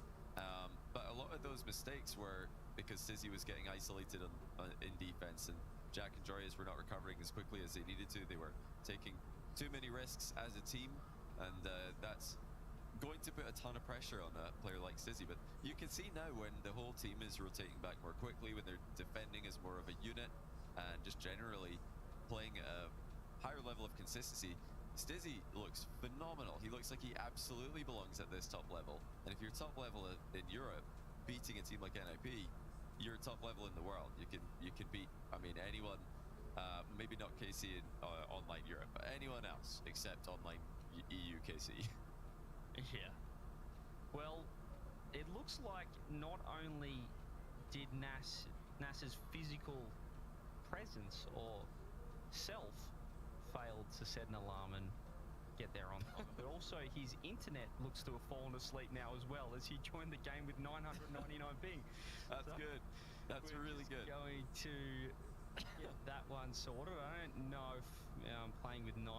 I mean, Johnny, we try and play with 200 ping on NA servers, which is tough, but I'd say 999 ping would be tough to play in the RLCS. One in chat if you back yourself to beat Nas if he has 999 ping. I think I'd back myself.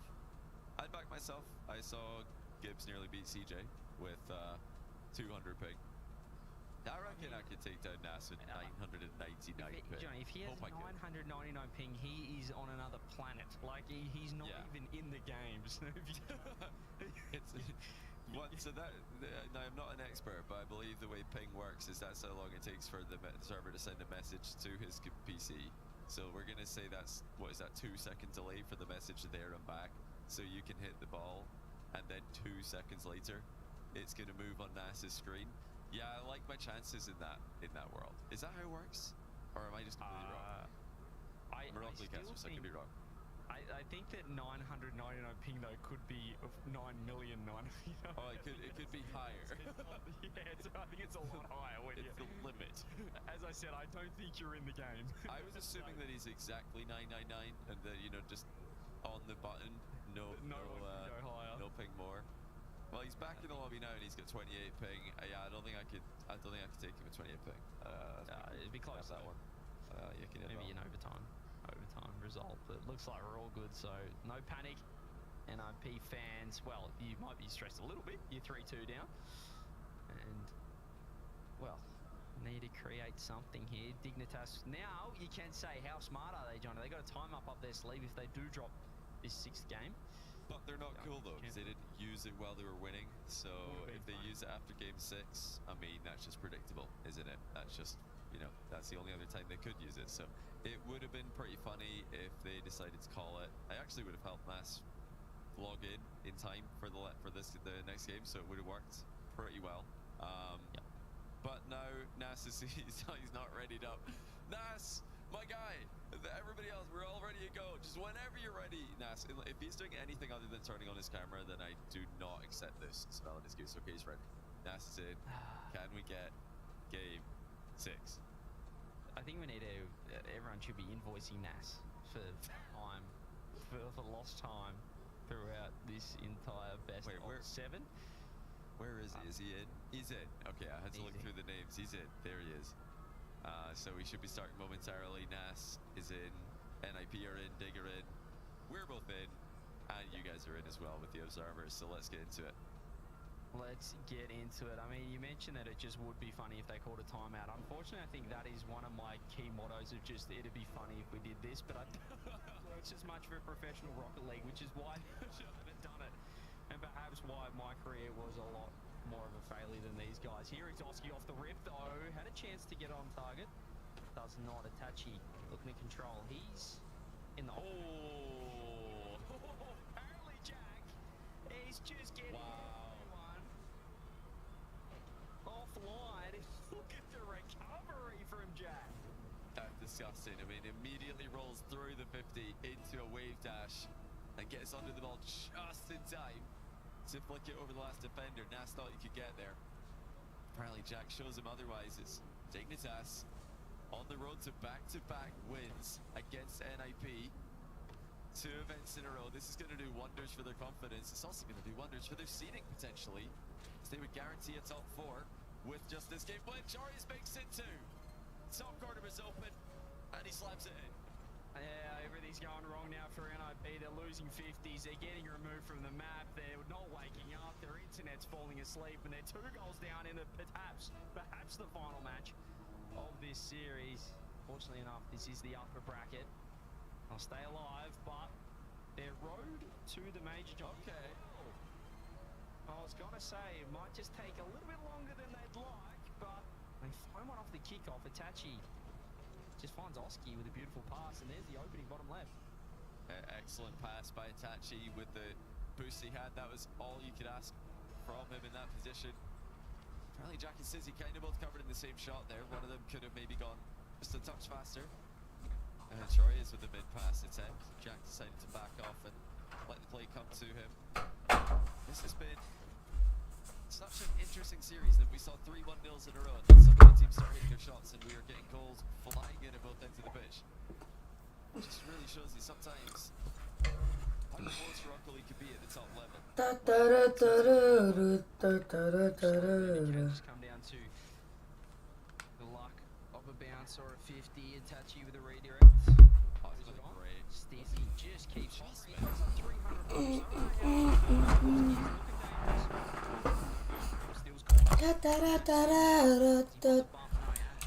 boost.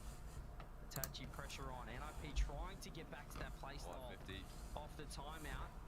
Could be working. Should Itachi have left that? I know that he did have Nash raring to get in there with full push, but he found a way out. Yeah, I think Itachi was hoping he could create some volatility there for his teammate behind him to use that 100 boost up into the air. The ball was, pretty lifeless. He's probably thinking I might as well take this, see if I can get a favourable 50 of some kind. Stizzy with the big challenge there for apparently Jack. They're playing off each other brilliantly here. Dignitas and how about Stizzy twice, 2 games in a row, recovering after getting dusted to then beat the player who just outplayed him to the second touch.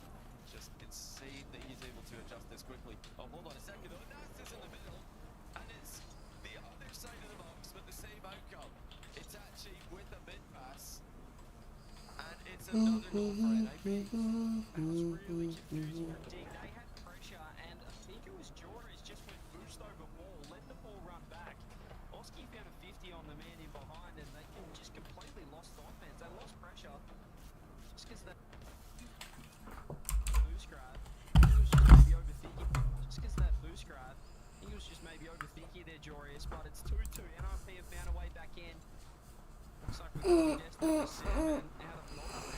Another reset comes through the bump. Beautiful touch, Joris. Follow up.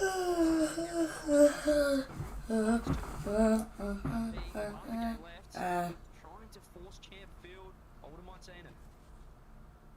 It really does seem like Dignitas were trying to play the clock a little bit there, thinking let's just play this one back, no danger, but you know, one bad 50, one bad bounce closer to your goal, much more deadly situation.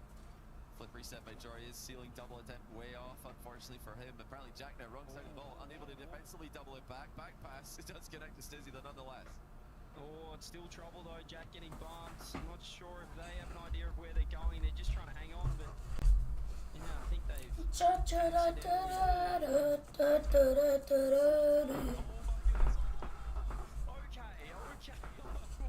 Relax, Oski up now. Huge have Jack there. Let's forget that happened. I think that's what Itachi's thinking anyway. 50 comes through. Joris winning the race downfield. He's actually found a demo as well. Great spot here for D. But to get the lead back. Fight in the mid. This time it's Dignitas who managed to put it together. Joris to Stizzy, beats it defender to the punch. And Joris again with a finish. While Itachi saved his blushes with a great recovery earlier, but will it matter? Can they score again and send us into overtime, send us into game 7 perhaps? Right now it's Dignitas who continue their fine form on the penultimate day of the EU Online. This plays another mid pass. What is it? What season are we in? The center ball's just flying into the middle and no one's ready to clear them. Oski way too quick. Dignitas 1 minute. They don't want game 7. For a moment there, Itachi looked like he didn't want game 7 either. Here is Oski. Can he work it across? Has a reset. Has Itachi on the left. He hasn't flipped it all. He goes low 50. Huge save. Jory is catching. 50 seconds. Dig. He throws it downfield. That's awkward. Finds the read, but he's used all of his boost. Does he get one more? He does. Jory is inbound. 50 comes through. Oski needs to push forward. We need some form of NIP magic here. Just over 30 seconds left. Tachi trying to find an open and he's got Oski to help him out. Now in comes Nas. 30 seconds to go. Dignitas are all back in defense.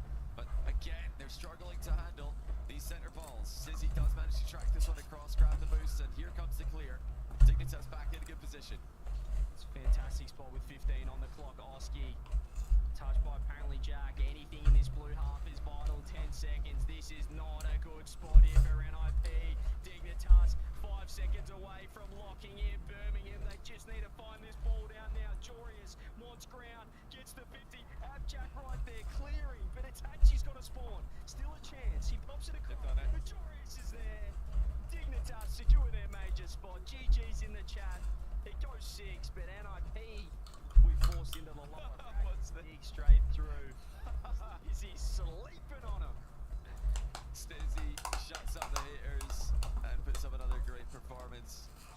Dignitas with a deserved win, another top 4 confirmed, another win against NIP. I mean, this is a consistent level by Dignitas.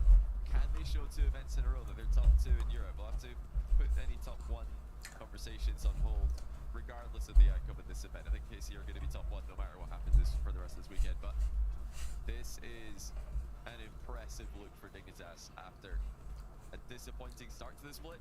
They're really putting it together. Yeah, 3 teams now locked in. KC, Vitality, now Dignitas, that final spot. Well, still up for grabs. NIP with work to do. They had a chance to get get themselves in a far better spot, but I feel like this has been the NIP all season, Johnny, where they've shown glimpses, but haven't been able to really put it together against the best. Yeah, it's been close at times, and NIP are now going to need to do it the harder way through that lower bracket. They need to win every other match, or they will not tournament. Well, that is 3 series down. We've got K-Corp taking on Redemption. Our second upper bracket quarterfinal coming up right after this break. Don't go anywhere.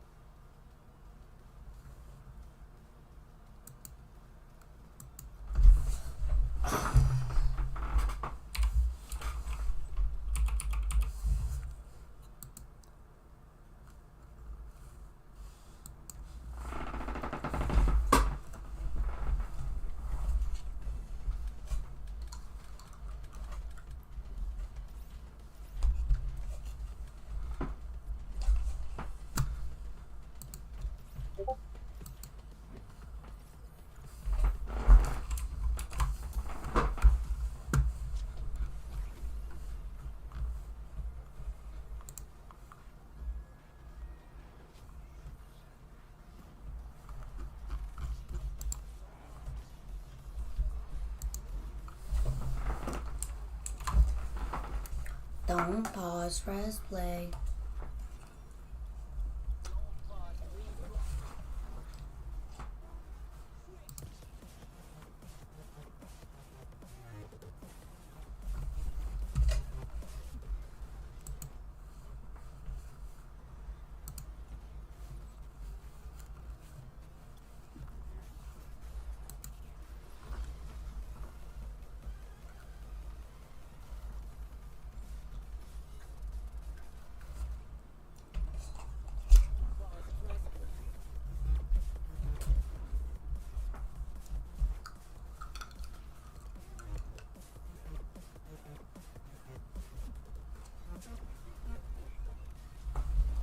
Don't pause, press play.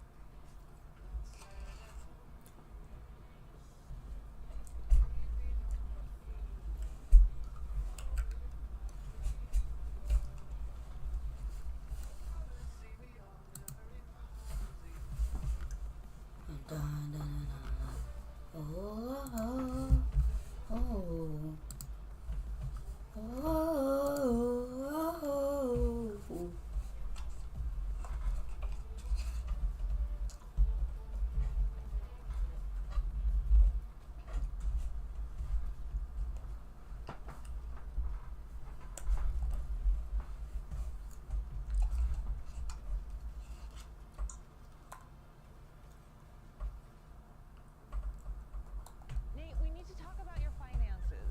My finances are fine. This doesn't add up. I've been saving so much with Dash Pass. I could buy whatever. What? No. I saved $6 on my grocery order, so I figured I'd get a clone to do my shows for me. How are you? Where are you from? Albuquerque. Okay. $0 delivery fees on dog toys. I got me an office singer that sings me compliments. She's so nice. Dash Pass savings. Hey, big man. Equals. Oh, yeah. All of them.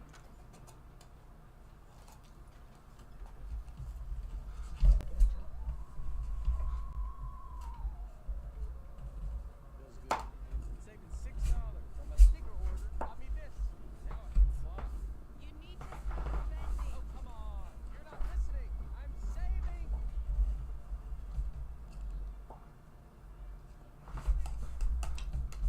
Deciding what to do after graduation was a big deal. I had lots of options. Lots of things I was looking for. The chance to do something important. Explore my potential. Then exceed it. Become the best version of myself. While also helping others. Looking back, I made the right choice. Now, I'm excited to see how far I'll go.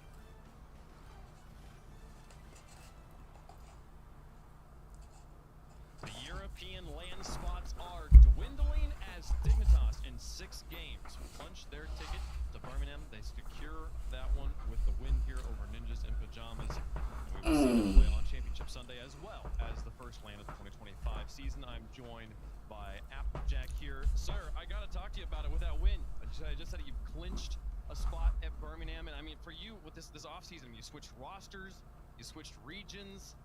How does it feel to have all those decisions validated in this way?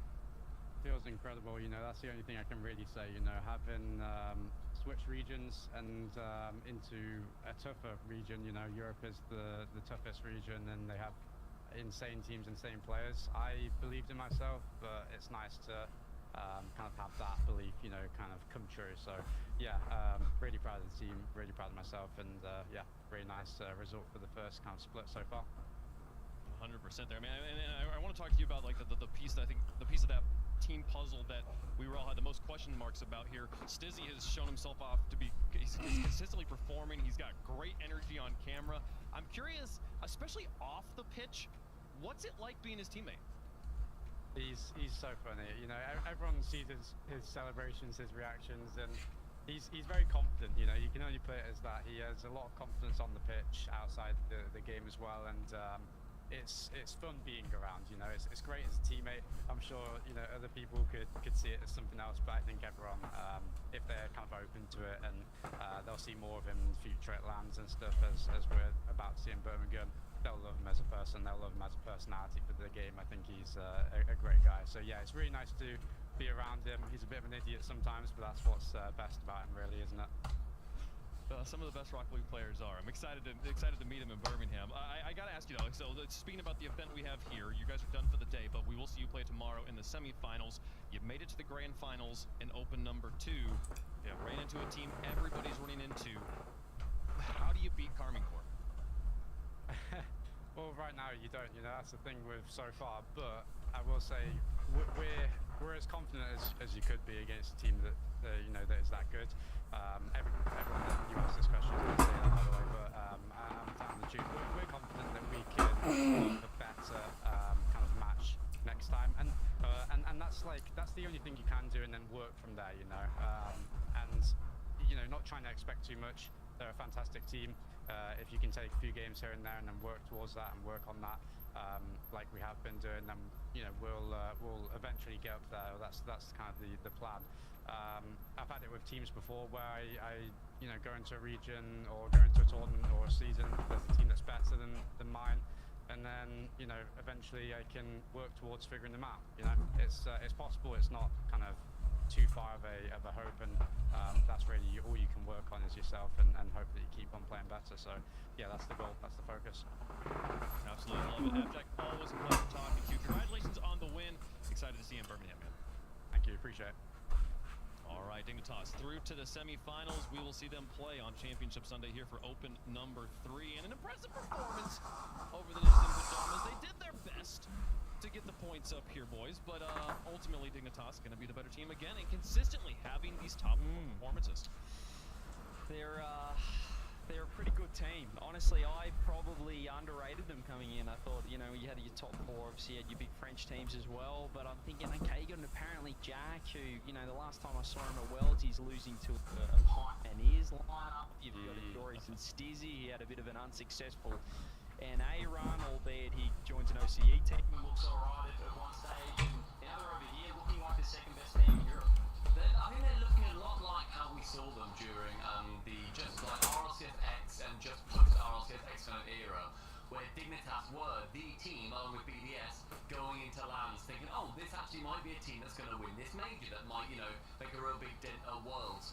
Yes, they took a little bit of a downturn. That Dignitas is a different beast entirely. I'm an NIP boy through and through. They were easily the better team today. I think NIP probably got the nicer goals. We had a couple of screamers out there. Some ridiculous goals. Oski in particular got that beautiful double touchdown. But apart from that, yeah, Dignitas were, and they looked so cohesive together. Yeah, I'm really excited to see how that performance continues on here. To see whether they just have a roster that is built from scratch like this one, to have them do this well this early in the season, really impressive. And obviously they got to kind of close it out to cement that as a story. But I'm excited to see it, as they now are tied with Vitality here in Europe on points. So now just playing for seeding, but they do have a spot in Birmingham locked up. Only one spot left right now. It would be finished the Pajamas, but we might see some spoilers EK Sports can do some wonders tomorrow, folks. These are the points right now. There's only 2 teams that are still within contention that are alive, EK and the Ninjas in Pajamas there. So keep your eye on those rosters. Semifinals. First team in there. It's time to get another one in there. Join Dignitas waiting for the winners of EK versus the losers of the next match we're going to be playing here. Army Corps taking on Redemption here. The winner moving through to the semifinals and guaranteed a top 4 finish. Red trying to play for the money. We talked a little bit about which one's more important here, points or money for Redemption, CJ. It's all about the money right now. Yeah, but it's season points as well. I dare say it's still more about the points. I mean, this is crazy. How are we here? An upper bracket match and Redemption are in the playoffs. These guys have gone out in straight sets the first 2 events. They just lost both their series out the back door, and now they're in the playoffs. Final event of split number 1. This is the equivalent of the what on earth is a polar bear doing in Texas meet. These guys, they've peaked. They had fair enough, they might have had the coughing baby group, the group B, but nothing. The monitor intakes of the coughing baby group. Those are back-to-back all-time sentences. I think I'm so impressed with Redemption for after they had their gigantic crash out in, I think it was the first Open Qualifier. They looked, I don't think they won a game. They were really quite terrible. And we know that they can get 2 points like this. This is going to be easily their biggest challenge yet. Going up against Carmine Corp, anybody to beat Carmine Corp, let alone a team that has had a massive crash out. I don't know their chances are like, because ultimately, CJ, you look at what KC have put forward, they've not yet put a foot wrong. No, and you look at Split 1's wave, these guys, K-Corp, are 33-0. These guys lost in the main event in Split 1 this season, last season. Even if you look at qualifiers, they're 66-1. They've had 1 loss in a qualifier that meant nothing because they still won every single event or everything in the main event. So, how do you predict against them? I'm pretty sure, if I did my math correctly, I think in playoffs, they've lost like 5 games across 2 events. So it's not even been like that close once they get to this point. They are so strong. They are the clear the Goliath of the region. To put a little bit of respect on Redemption's name, talking about them coming out of a Mickey bracket here, they did on their way to this spot beat 100% and Start Point, who are two other teams who made it through to playoffs. So they've done some work to get here. They have earned this spot, but unfortunately earning a chance against Carmine Corp. You know, we heard Jack talking about it a second ago. Like they're so clearly the strongest team. You will need to see some weakness from Carmine Corp before I think anybody, much less a Redemption, has a chance against them here, Stubby. I think we do know that the Carmine Corp, ultimately, I'm going to maybe give a little bit of flashbacks to anybody who is a Carmine Corp fan. Think back to what your team was doing right at the start of last season, where they won 3 in a row and then they weren't able to. They ended up going down the toilet. I still think they win this, don't get me wrong, it's still going to be Carmine Corp taking it, but their time, I'm sure, will end up coming, so good luck, Redemption.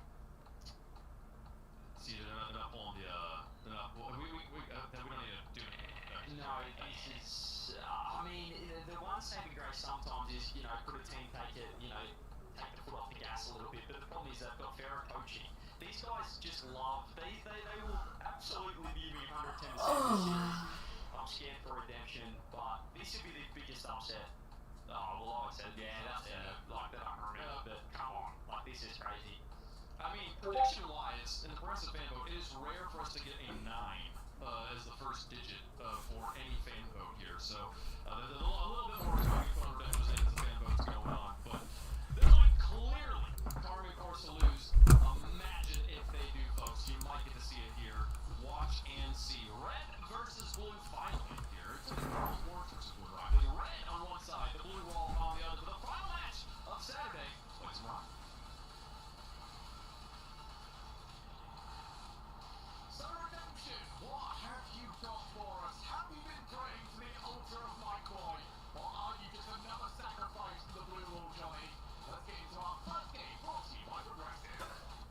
I'm with the Nets. I'm a little bit worried this could be one-sided one. Yeah, Redemption showed the most promising event by far, but when they played against the big dogs yesterday, big fantastic group, they lost 3-0. So this would be a shock if they're able to get this series win. I'd be honestly surprised, and I'd be happy if they got a game win because Karmine Corp have been that dominant against everyone. So let's see if Redemption is in the game, then we'll take it from there. Now, that being said, they've been underperforming this season. We thought this team would be higher up the standings than they are, so maybe this is the chance for them to show us their true form. Yeah, Cash is one of those players as well that everyone's had eyes on. There's a lot of talk for Cash. How his team's doing, how he's performing on them. Smokes off! Okay! Right, well, attention grabbed. Next, Smokes is a player I'm not gonna lie. This sounds like a massive 180, but I'm very excited about Smokes. Let me tell you why. Smokes is going to be one of the breakout players of the season. He was brilliant in the offseason. That really impressed me. He's a player who came to Rocket League a lot later than most players at this level. He's formerly been very high rated in other games, and I think it's very important. I think he gets a quick. Oh, what's that? What just happened?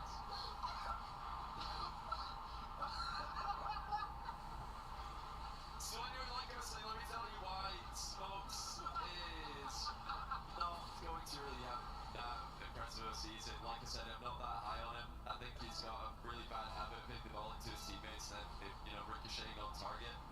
He's really going to stop doing that. Otherwise, You couldn't have it do that again if you try.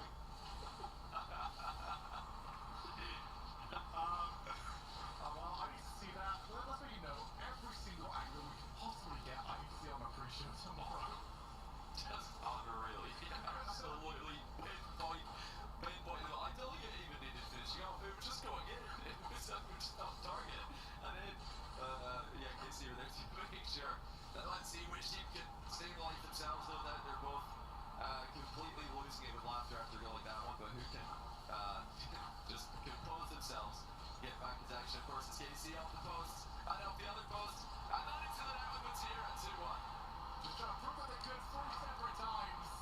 Casey has been styled on at the start, and finally got something to say for one of these goals that actually had their input. I want to add as well, Drally there showing true discipline not to try and score that himself. You can see that in the last second he adjusted to hit the post. It really did look like he pulled away from trying to squash that in off the post to bouncing it flat back to his teammate that he knew was behind him. That's a really nice last second adjustment. A lot of players in that position would have thought, yeah, I could definitely score this. Tried to squeeze it in and then post pitched it to a clear position. Somebody's been playing an awful lot as well because a lot of those characters come from the fact that you don't quite understand how that physics works. He certainly does. Matera, instant block. Drali doesn't fancy going up.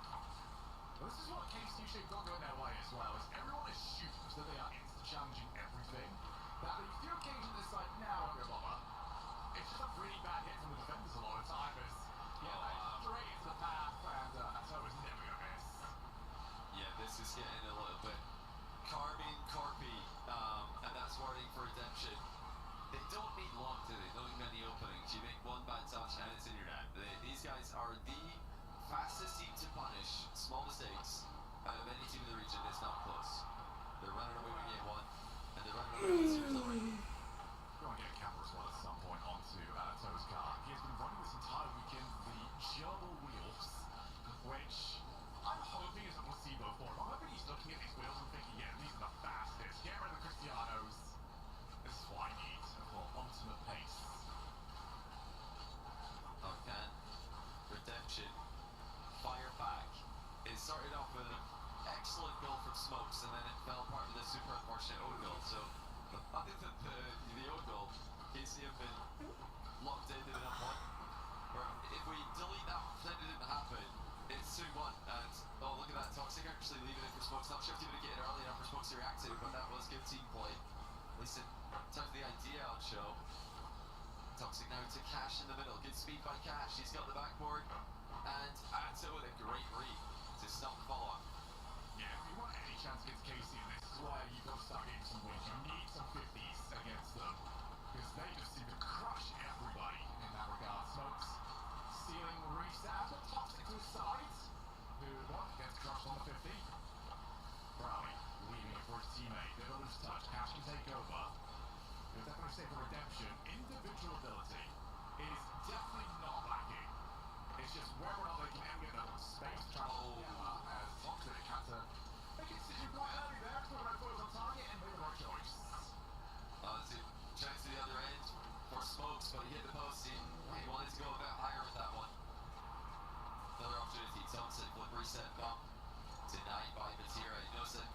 sending two there. The team was known for the flip reset bump passes. Know how to defend them as well. If the offense are sending two to the play, you've got to send two as the defense also. Cash with the catch. Next one up. Try. Easy beat, but he's actually there so early there. He's actually got the whole chance to win the ball. Well, that's a nil. A little better here, actually. Redemption was just blasting the ball in these positions at the start of the game. Now they're trying to control it a little bit more. Cash takes the ball down. Leaves it off the wall. Smokes will get that for a toe. Ceiling. And use it as no ball room to go on. Oh, that's great. Here we go. So nothing. So give material for everything. Oh, it's not his home club. And it doesn't turn up in time. It was here to do somebody. Charlie was not in time. Atto kind of just rushed into the position and ended up with no man's land. Matera did his part. Redemption were able to score anyway. 7 seconds to work with. What kind of kickoff is it going to be? Will we see shenanigans? Oh, they ran the fake. Atto protected the fake kickoff. We knew they might be able to pull that one out of the bag. This was actually weirder than a fake kickoff. It's all of them. I've never seen the triple send for a fake kickoff. So they're trying, I guess they're trying to get an immediate hit on that one because they're not faking it for the defender goal to get. They're faking it for the Colchia to chip it up in front. And then they're just ideally hoping for 2v1. Maybe they can buck the goalie. I mean, it's about as aggressive as kickoff can get. And Atto saw it coming. He's probably seeing all three cars coming towards him thinking, okay, this can only mean one thing. They're trying to win this one, aren't they? Yeah, it's a big magic factor. I do like that though as maybe a variation of the fake kickoff because especially on that angle, it's usually obvious. Like somebody hasn't gone for the boost. Alright. I would like to see somebody go for the boost just to really make it as difficult to spot as possible. But like you mentioned, it was a switch up, so I'd like to see that. It's nothing worse than seeing this standard strap and then the time being wasted. So at least they gave it a go. Redemption did give this game one good go. It's an entertaining game. Smokes with the goal of the game to open the scoring, and then probably the most unique own goal setup you're going to see in a while. Just absolutely sniping his teammate who's buckling midair, creating the most ridiculous goal you're going to see for a while. Again, throwing in that 97 every single angle possible tomorrow. Like, I don't actually think you could ever do that again. That is an impossible angle for an No, I don't know. Unbelievable. I did not look for a crack again. I was looking for this entire time. You know, I was really rudely interrupted by that play.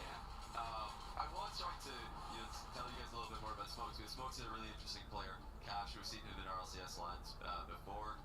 Toxic is a player who must have made a name for himself coming up through the 1v1 scene, and now he's making consistent progression in 3v3 career. Also, Smokes isn't new to RLCS, but I don't think that the wider fan base knows just how quickly he improved at Rocket League, how quickly he got to very high rating. Because what was it like?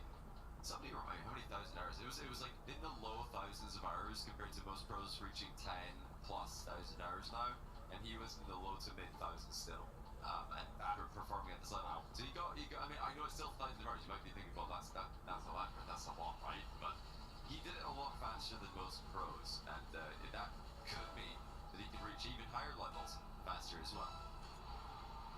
Yeah, it's just always worried about is that plateau. Don't know quite of him just yet.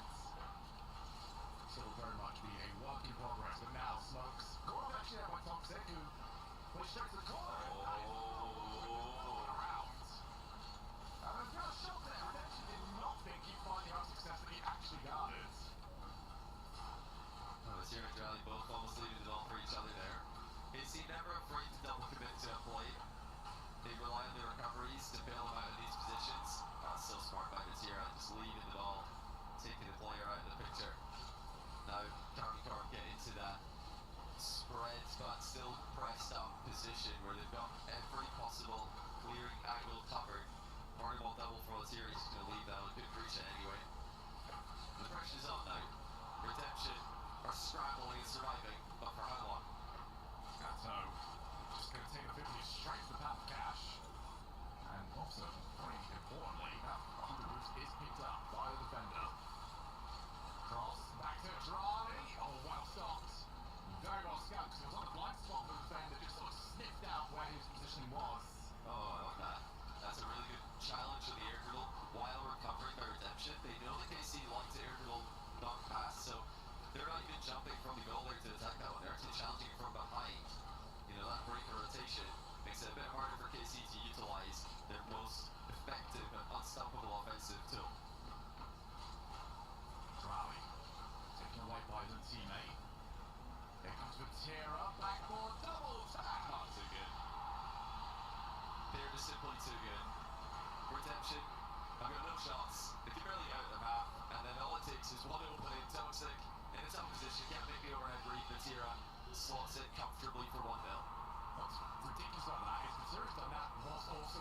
to avoid a demo from Cash. Just forced to go maybe a tad earlier than he'd want to. Doesn't matter. Slight inconvenience at most. Obviously Cash, he's got smokes and instantly shut down by Drali. Who might be, for my thoughts, the safest pair of hands right now in Rocket League. And they really are something special as starting to play up. You know, many rosters throughout Rocket League history have been brilliant when you put them up against world-class opposition, but then they might struggle to show that same level of consistency against the rest of the competition. Smokes, goal line save there. Looked like it might have been in off the post or just slightly out off the post. KC are just, they're just so consistent against everyone. It's 2-0. Fatira from deep had no one contesting him. Smokes did not read that bounce coming out. He thought it was going near the back wall. It kicked out. Fatira was able to get there first. Man, a couple of years ago, I had like a bunch of videos I would just be completely binging of hydraulic press videos. I'm getting similar vibes in this matchup. Is there any weakness that this team has? Right now, it doesn't seem so. I mean, it has been mentioned correctly. Oh, hold on. Oh, Cash just find one. The demo left the 1v1 position available for him, and he wasted no time making it work. Oh, yeah, so there. Didn't realize that he was going to be needed in that point. Thought he could leave his teammates, but there was only one of them by the time he rotated away. I had a chance to look at that from Drali's POV as well. He's completely smoke screened. It is a guess for him as to where Cash is. Cash as well plays it on the low challenge. So redemption. Well, what was it? Well, I was trying to put something out for them, but it's all kind of crumbling down. Oh, Cash, just a bit too slow getting back. He maybe could have been back a bit quicker there. Let go of the boost for just a second. Didn't realize he was going to be needed that imminently. And then 2-goal lead again for Army Corp as Atto beats Smokes to the punch in the midfield. Yeah, I was, again, you know, we keep trying to talk about Army Corp's bigger story because they're one team who can't just simply look ahead to Army Corp. I'm sure they're going to win this event as well. They're not teams to do that. They can. And we're in this in the last season where they dominated online, they won all the events, and they showed up the line, and they weren't as dominant, losing to Falcons in the Swiss stage, losing to Gentlemen in the playoffs.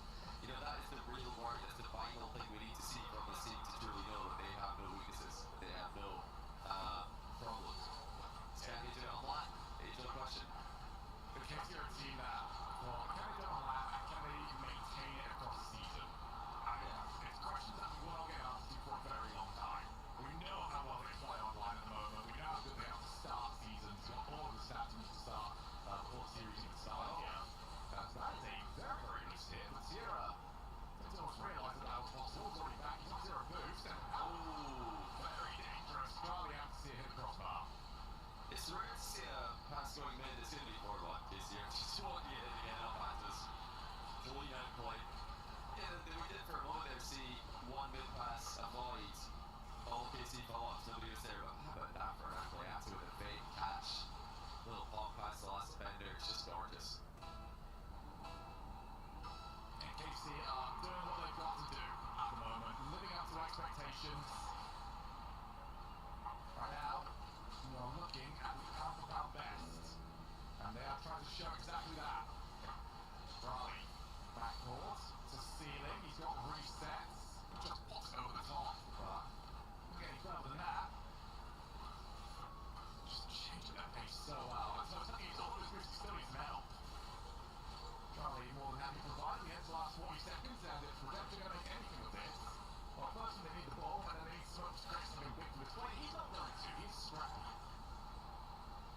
Yeah, it's another excellent game for KC, who remain undefeated on the whole season at the moment. I mean, I personally don't think there's an argument for any team right now at this very second to be. There's no conversation for me about who's best in the world as these guys. But obviously we're not online yet. We're not done with the online portion of this split yet. We're actually not done with this game yet. This is played. We're not done with this game. If they can get a kick-off goal immediately here. But yeah, right now for me, this is the best team in the world. There's no conversation. KC just taking it to a different level. Name the kickoff right now. Let's see if they double it. No! Yeah, that's double. I mean, I don't think it would work, but I want to see it anyway. They got 3-1 earlier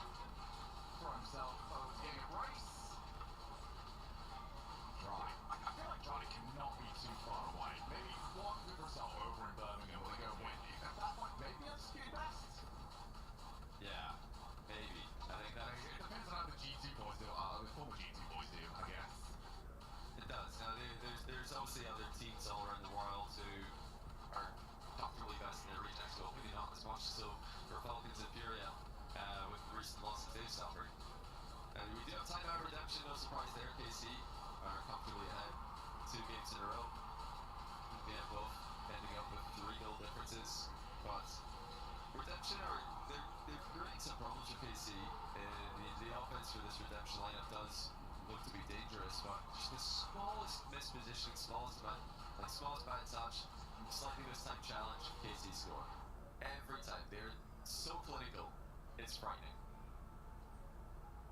And it seems easy on occasion with some of the goals they score. It's been helped by the fact that Redemption have had to try and chase some of these games towards the end, so they are leaving themselves more open. But just the way KC score, where they make it seem almost obvious what the right decision was the entire way through. For Redemption, I mean, if we had the answers for you at home as to how they can improve here to go beat KC, we would not be on the commentary desk. It's all about them, trying to fix something, trying to get some answers to this puzzle that nobody has solved. New KC dominating in the opening 2 games. Yeah, it's that level of domination. I mean, apparently Jack said it himself in the post-match interview that this is the toughest region, and he's a player who can say that. He's played 2 seasons now in North America, played for many more seasons in Europe, and he's back over here current day, saying that this is, you know, the real test in online Rocket League, and KC are crushing absolutely everyone. Even a 2/3 World Championship winning roster, Monkey Moon and Exotic teamed up with for the most part of the last 18 months, best player in the world. Can't stop these guys. They're just undefeated, and no other team's really doing that in the world.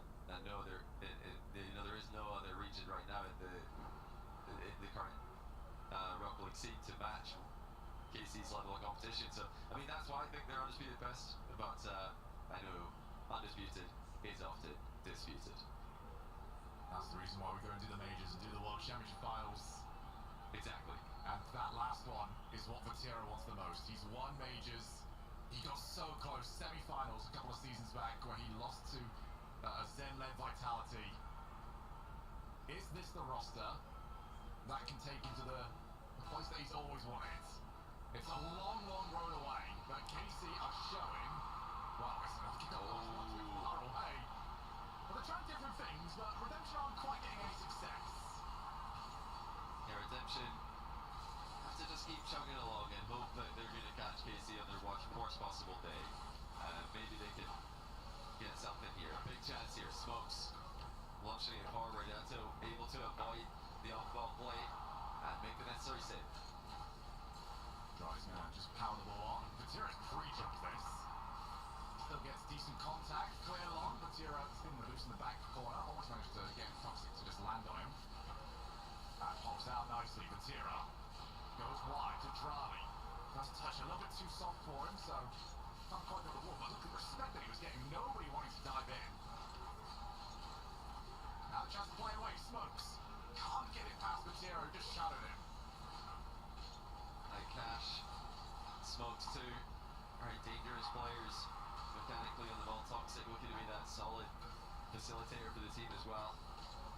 Definitely a really mechanical player in his own right. Atto just crushes the challenge, doesn't give a monkeys what you're thinking about doing it all. There's an answer, big pass, Rally slaps it top bins, and that's more like the KC we expect. Every single pass launched into the middle and met immediately. And it was all made from that instant challenge, the one that you said crushed over the top. Cash just tried to slow play, and the slow play just turned into pure panic after that ball hit the backboards. I mean, yes, it's Redemption, so KC should be winning this, but the fact they continue to just power through all the competition, it is so impressive to witness. The defense holding up. I guess the team would definitely have a lot of tricks up their sleeve, strategically and mechanically. Trally completely stopped the left flank attempt. Oh, the mid-pass can't connect though. It worked for KC at one end, and unfortunately for Redemption, they were not able to produce an answer. And so with Drali up in support. Trying on his way back. Vatira's played a lot of third man in this game. Toxic's doing well. He's just skipping past everybody. Unfortunately, the last one he had to beat was Drali. And yeah, that is always going to be a very difficult task. Pops out again. Atto leaves it. Drali takes it. Puts it corner. Knew he was going to get dumped by Cash if he tried to play otherwise.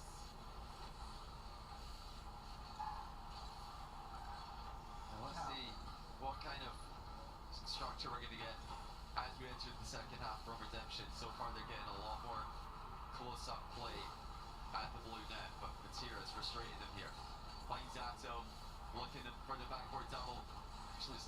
Drally. His shot is easily saved. I like the spacing for Redemption in offense. You know, they're not playing too closely off each other, so they are giving themselves a chance to get out plays, but they're not unnecessarily risking conceding on the counter. At least not yet at this stage of the game. Yeah, I think it's also still worth remembering that game one was maybe a little bit flattering in terms of scoreline regarding how close the game actually was. Redemption were still playing for the win with a couple of seconds left. And then, yeah, a couple of kickoff goals, a couple of goofy goals afterwards made it look a little bit less nice to them. Doing a decent job as well here in game number 3. It's just game 2 that seems to be the outlier. Oh, it's not the best touch, but Cash has got smoke sense. I don't think it's lost at 50 to this point. It's just on everything, but there is backwards. So, I'm not really going to get too much from this. Oh, but they'll get dusted. Driving backwards. First touch up to the ceiling. And Cash instantly meets him. Always a solid 50 behind any KC defensive play. Worst case scenario really isn't that bad for the team. Oh, what a fake though. That was a great chance for Toxic. Wasn't able to get it away from the KC goalkeepers as we approach the final minute. They're going to need to increase the level of risk they're willing to take. You know KC will be ready for it. It's going to have to be something brilliant. Toxic, low boost. Smokes is trying to get there. Up goes Cash. One of the infield. Couldn't get there before Batira, however. And the boost has run out. They're kind of just go again. Here goes Toxic. Actually, he will have a better recovery for himself. Batira wasn't on the challenge. He's still on top of Smokes. Who's got a good challenge actually as well. Cash goes back. What looks for the double? Toxic and Batira. Zero who gets there in time. I think we'll get the clear out for the fact as well. Oh, it's so close. No Redemption, nothing to show for it. 20 seconds for KC to confirm the 3-0 lead. Targeted goal differential has been the best showing for Redemption, but they are getting the same result, all the same. Atto makes it 2-0 with 12 seconds to go. It just doesn't seem like anything Redemption do eventually ends up mattering all that much. KC continues to run the show. There's so many of these plays that I look at and just go, that works against anyone else. Hey, got kick off. Alright, well, I'm happy again. Smokes trying to have at least one more flashy play, but KC will play to the whistle. Batira already up. Batira doesn't like playing third man, but hey, if you're going to keep doing it that well, don't expect the teams to stop putting you into that position, as it is 3-0 for KC. Doing what they're supposed to, and in Rocket League sometimes that's not what happens. Yeah, I mean, we talk about this all the time. Throughout many Rocket League seasons, there are some teams who play to the level of their opponents, are able to play brilliantly against the best teams, and then they look like a totally different lineup against lower rated competition. But KC just look dominant. Doesn't matter what matchup you put them in. The level of focus, discipline, there's professionalism being displayed by this trio, and indeed the organization and all the support staff around them, most notably Farah. Just second to none as they continue to impress. And it might, you know, it sounds like high praise, but what they're doing, the fact they can win this comfortably against everybody, and you know, that was a closer game, but they still just looked KC controlled. We were talking about, okay, maybe Redemption tie the game here. Even if they do, it still feels like it's going to be KC's game. This is the most confident in a win that you can be in Rocket League at the moment when KC are on the pitch. It's that same sort of feeling I got from Gentlemates last year, where KC get up by 1 goal and you sort of just go, okay, it's probably done already. There's not many teams that you can be that confident when it comes to a 1-goal lead. What I do highlight actually from that last game is just how much time Drali's getting onto the ball. He has double everybody else's ball touches in the last game. Usually indicates, you know, a lot of air dribbles, a lot of time just to take the first touch that he wants. As we do see him up here again. This one's going to just play straight down the Toxic. Yeah, well, so I see from Drali, the octane wielding Moroccan for Carving Car. That's a free jump. He's just, well, he's blasting straight to Smokes. You know, I wouldn't say unsung in this case, but generally the unsung hero in most Rocket League teams at the pro level is the third man. The fact that player is Batira for Carving Car means that he probably will not be an unsung hero, but he has been phenomenal at that third man role, especially today. Playing so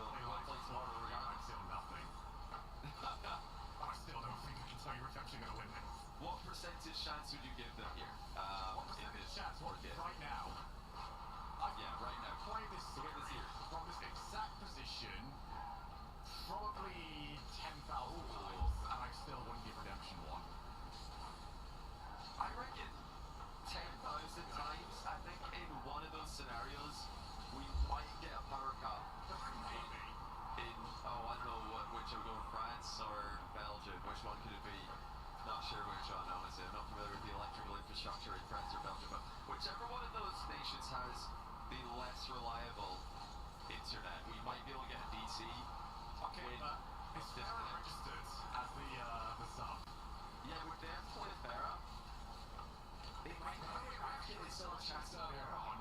I still think they're looking pretty good even with Vera. Where's it going to be? But yeah, that's what I think 10,000 times is probably a internet definition. Wait there, somewhere for redemption. Into the last minute and a half here. Redemption still trying to find something to get going. There's so many demos. Cash goes out there, right? Far off. That was going to give so much hope. That's nearly a scorcher of a goal by Cash. Another chance, ceiling double Cash. Looking for the backboard. Oh, he just finds it out and Took 6 out. It's 2-1.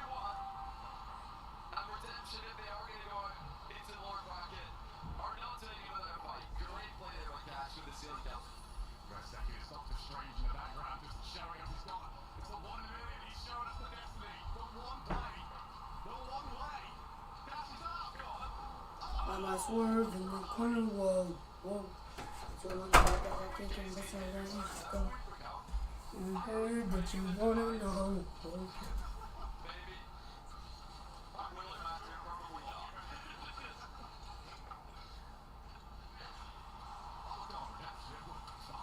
Can Redemption make them bleed? No, they can't. Why would we be so silly as to think that? Jolly, off the back of Anto's center ball, makes it 3-1. Maybe not bleeding. There may be a little bit of a tiny bruise there on KC's record with the 2-1. But they're right back to winning ways. And it's, just not looking possible for Redemption here. KC are just a different level. We're down again. Maybe. We get a goal here. I'm going to keep using the word maybe a lot here. As Matthias is clear along. My swerve in the corner.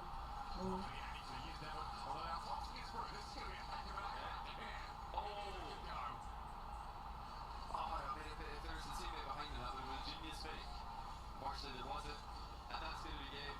Unless we see a spectacular Ato redirect goal. Okay, we nearly did. Zira had to make another save, but it's confirmed. As we expected, it's a KC 4-0, and that's no shade to Redemption. We'll see them tomorrow in the lower bracket. And KC have confirmed another top 4. They remain undefeated. What a team. Can anyone stop them? Alright, so that's one down. 9,999 to go until I get to claim right earlier on. But KC are doing what they've got to do. They will march on to the semi-finals. For Redemption, they have got a date with GK tomorrow. I did get it right this time around. It's not 100%. It's GK, who still needs, why is it round tomorrow? It is... I did that. I'm a swerve in the corner. Whoa, whoa. Hold on tight, cause I've taken the strap back and stuff go. Yeah. Yeah.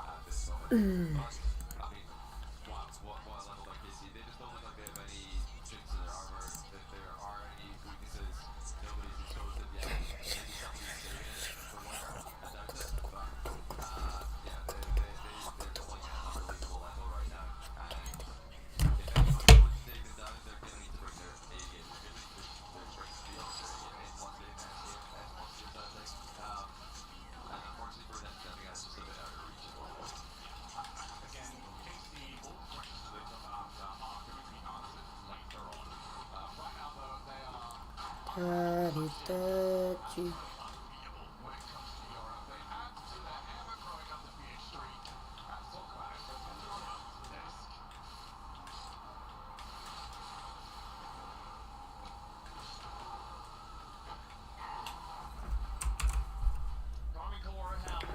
I'm a raise up a yacht. Sigma boy, got with the toy tour. Я ту акатина хуа.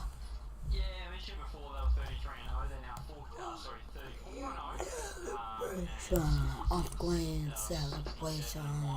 On-screen celebration. On-screen master. I'm a swerve in the corner. Whoa, whoa. Be told on the what you can best at let it go. Hear that you wanna know. Whoa. Yeah, I don't have a signal. Yeah, what the fuck? Yeah.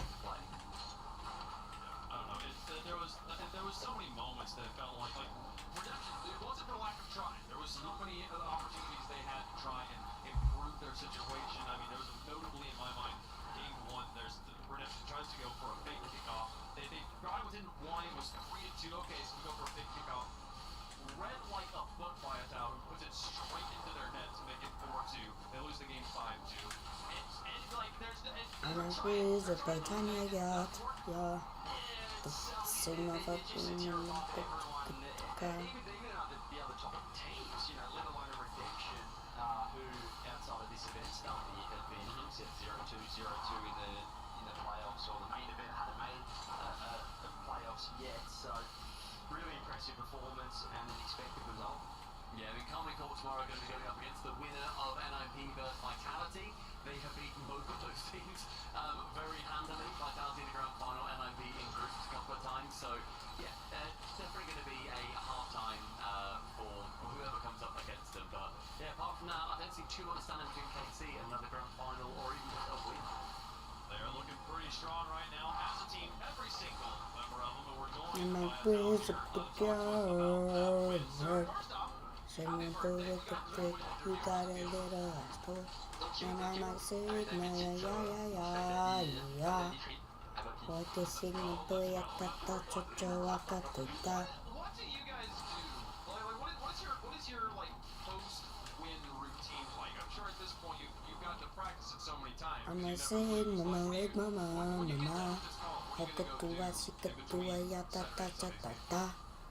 Hakuna Matata, Hakuna Matata, Tukuchacha Tutuata, Yatatachatua.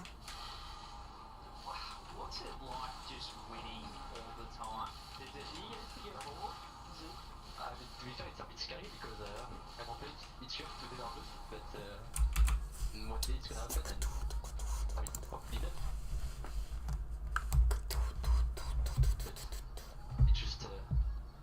We are just happy, we are just winning everything. Hopefully we're gonna win tomorrow again. Like, we are just unstoppable right now when we play our best like that. I'm happy to fuck you. How much you guys win at the moment, but we have, to bring it down a little bit, we have seen Carmen Court do this before, where the first split of a season, you guys win back to back to back, and then you can't necessarily translate it to majors or even then the next split. What are you guys doing differently this time around to be able to get the win? I think we took too much confidence this season, and that's why like we did a bit like our worst split on the squad major.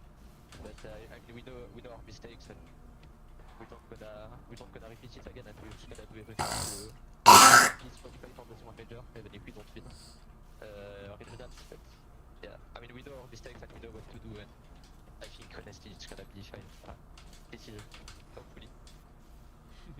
Well, congratulations again on making another semifinals here. You wait on the results of Ninjas in Pajamas versus Team Vitality. You think Vitality's got this, or Ninjas in Pajamas have a chance to face off against you in the semifinals? Is it AP qualified to the major? No, not yet. Not necessarily. There's a chance of like a tiebreaker or something. GK wins the tiebreaker. Okay. Yeah, I think Vitality is gonna win. I mean, it depends on the day, but I think we're gonna play Vitality, and it's gonna be a rematch again. Hopefully we're gonna win. They're really good. They are the strongest team here. I mean, to be fair, it's still with Dignitas, I think. But yeah, we're gonna give everything tomorrow to win against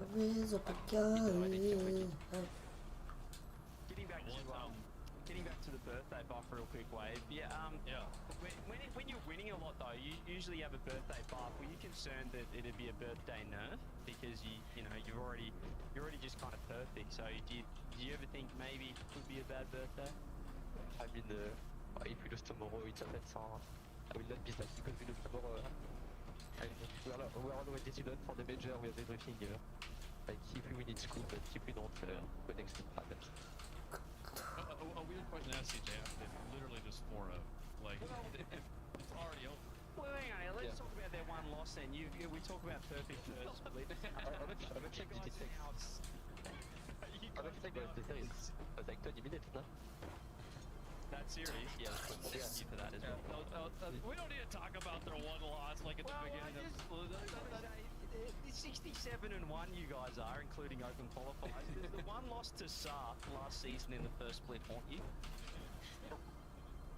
I mean, depends on what Big Boy was so good against us for some reason. And Big Boy did, I guess. So, yeah. Sometimes you can't. Boy is the real big bad of Europe. Yeah, it's Nemesis.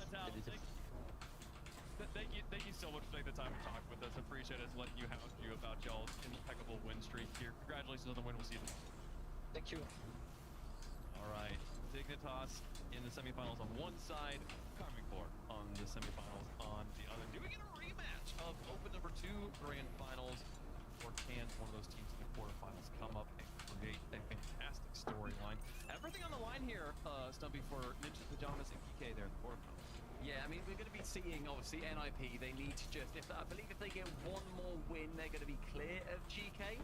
Otherwise, they're going to be tying on points to them if GK end up getting the dub overall. So NIP have got the hardest opponent ultimately, going up against their team Vitality right behind Karmine Corp. GK, I expect them to beat Redemption. I don't expect them to beat Dignitas.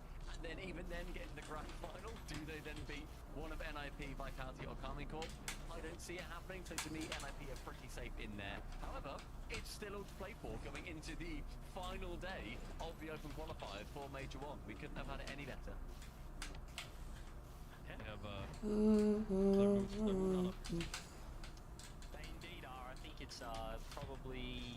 I think we always get this in Europe, Trumpy, where we come into a day thinking, oh, all these things could happen, and then for the most part, Europe sorts itself out of the top. But, you know, we've got a little bit of juice for Chance Sunday, and obviously everyone, well, we'll be waiting to see if K-Corp can keep perfect.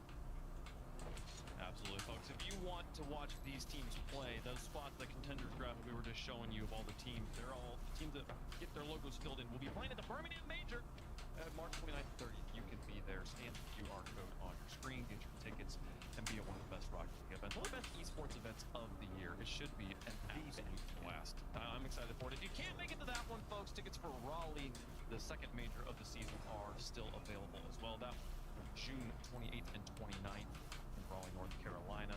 Go to that one. Have a great time. East Coast always shows up and gets loud for Rocket League. I'm excited for it, folks. We have one more day of online action for Europe before we are done with the first split of the season.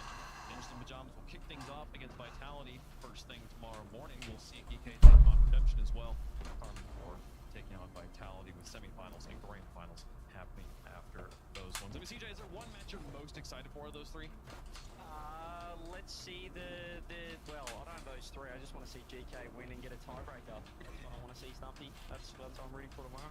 I decidedly do not want that to happen. I'm so sorry, GK. I want NIP to go through the major. I want the boys on my team stream to do well and for me to be happy at the end of tomorrow. All right? That's all I'm praying for, my happiness.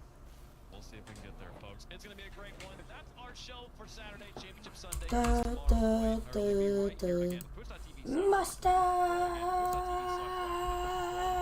Thanks so much for watching. See you then.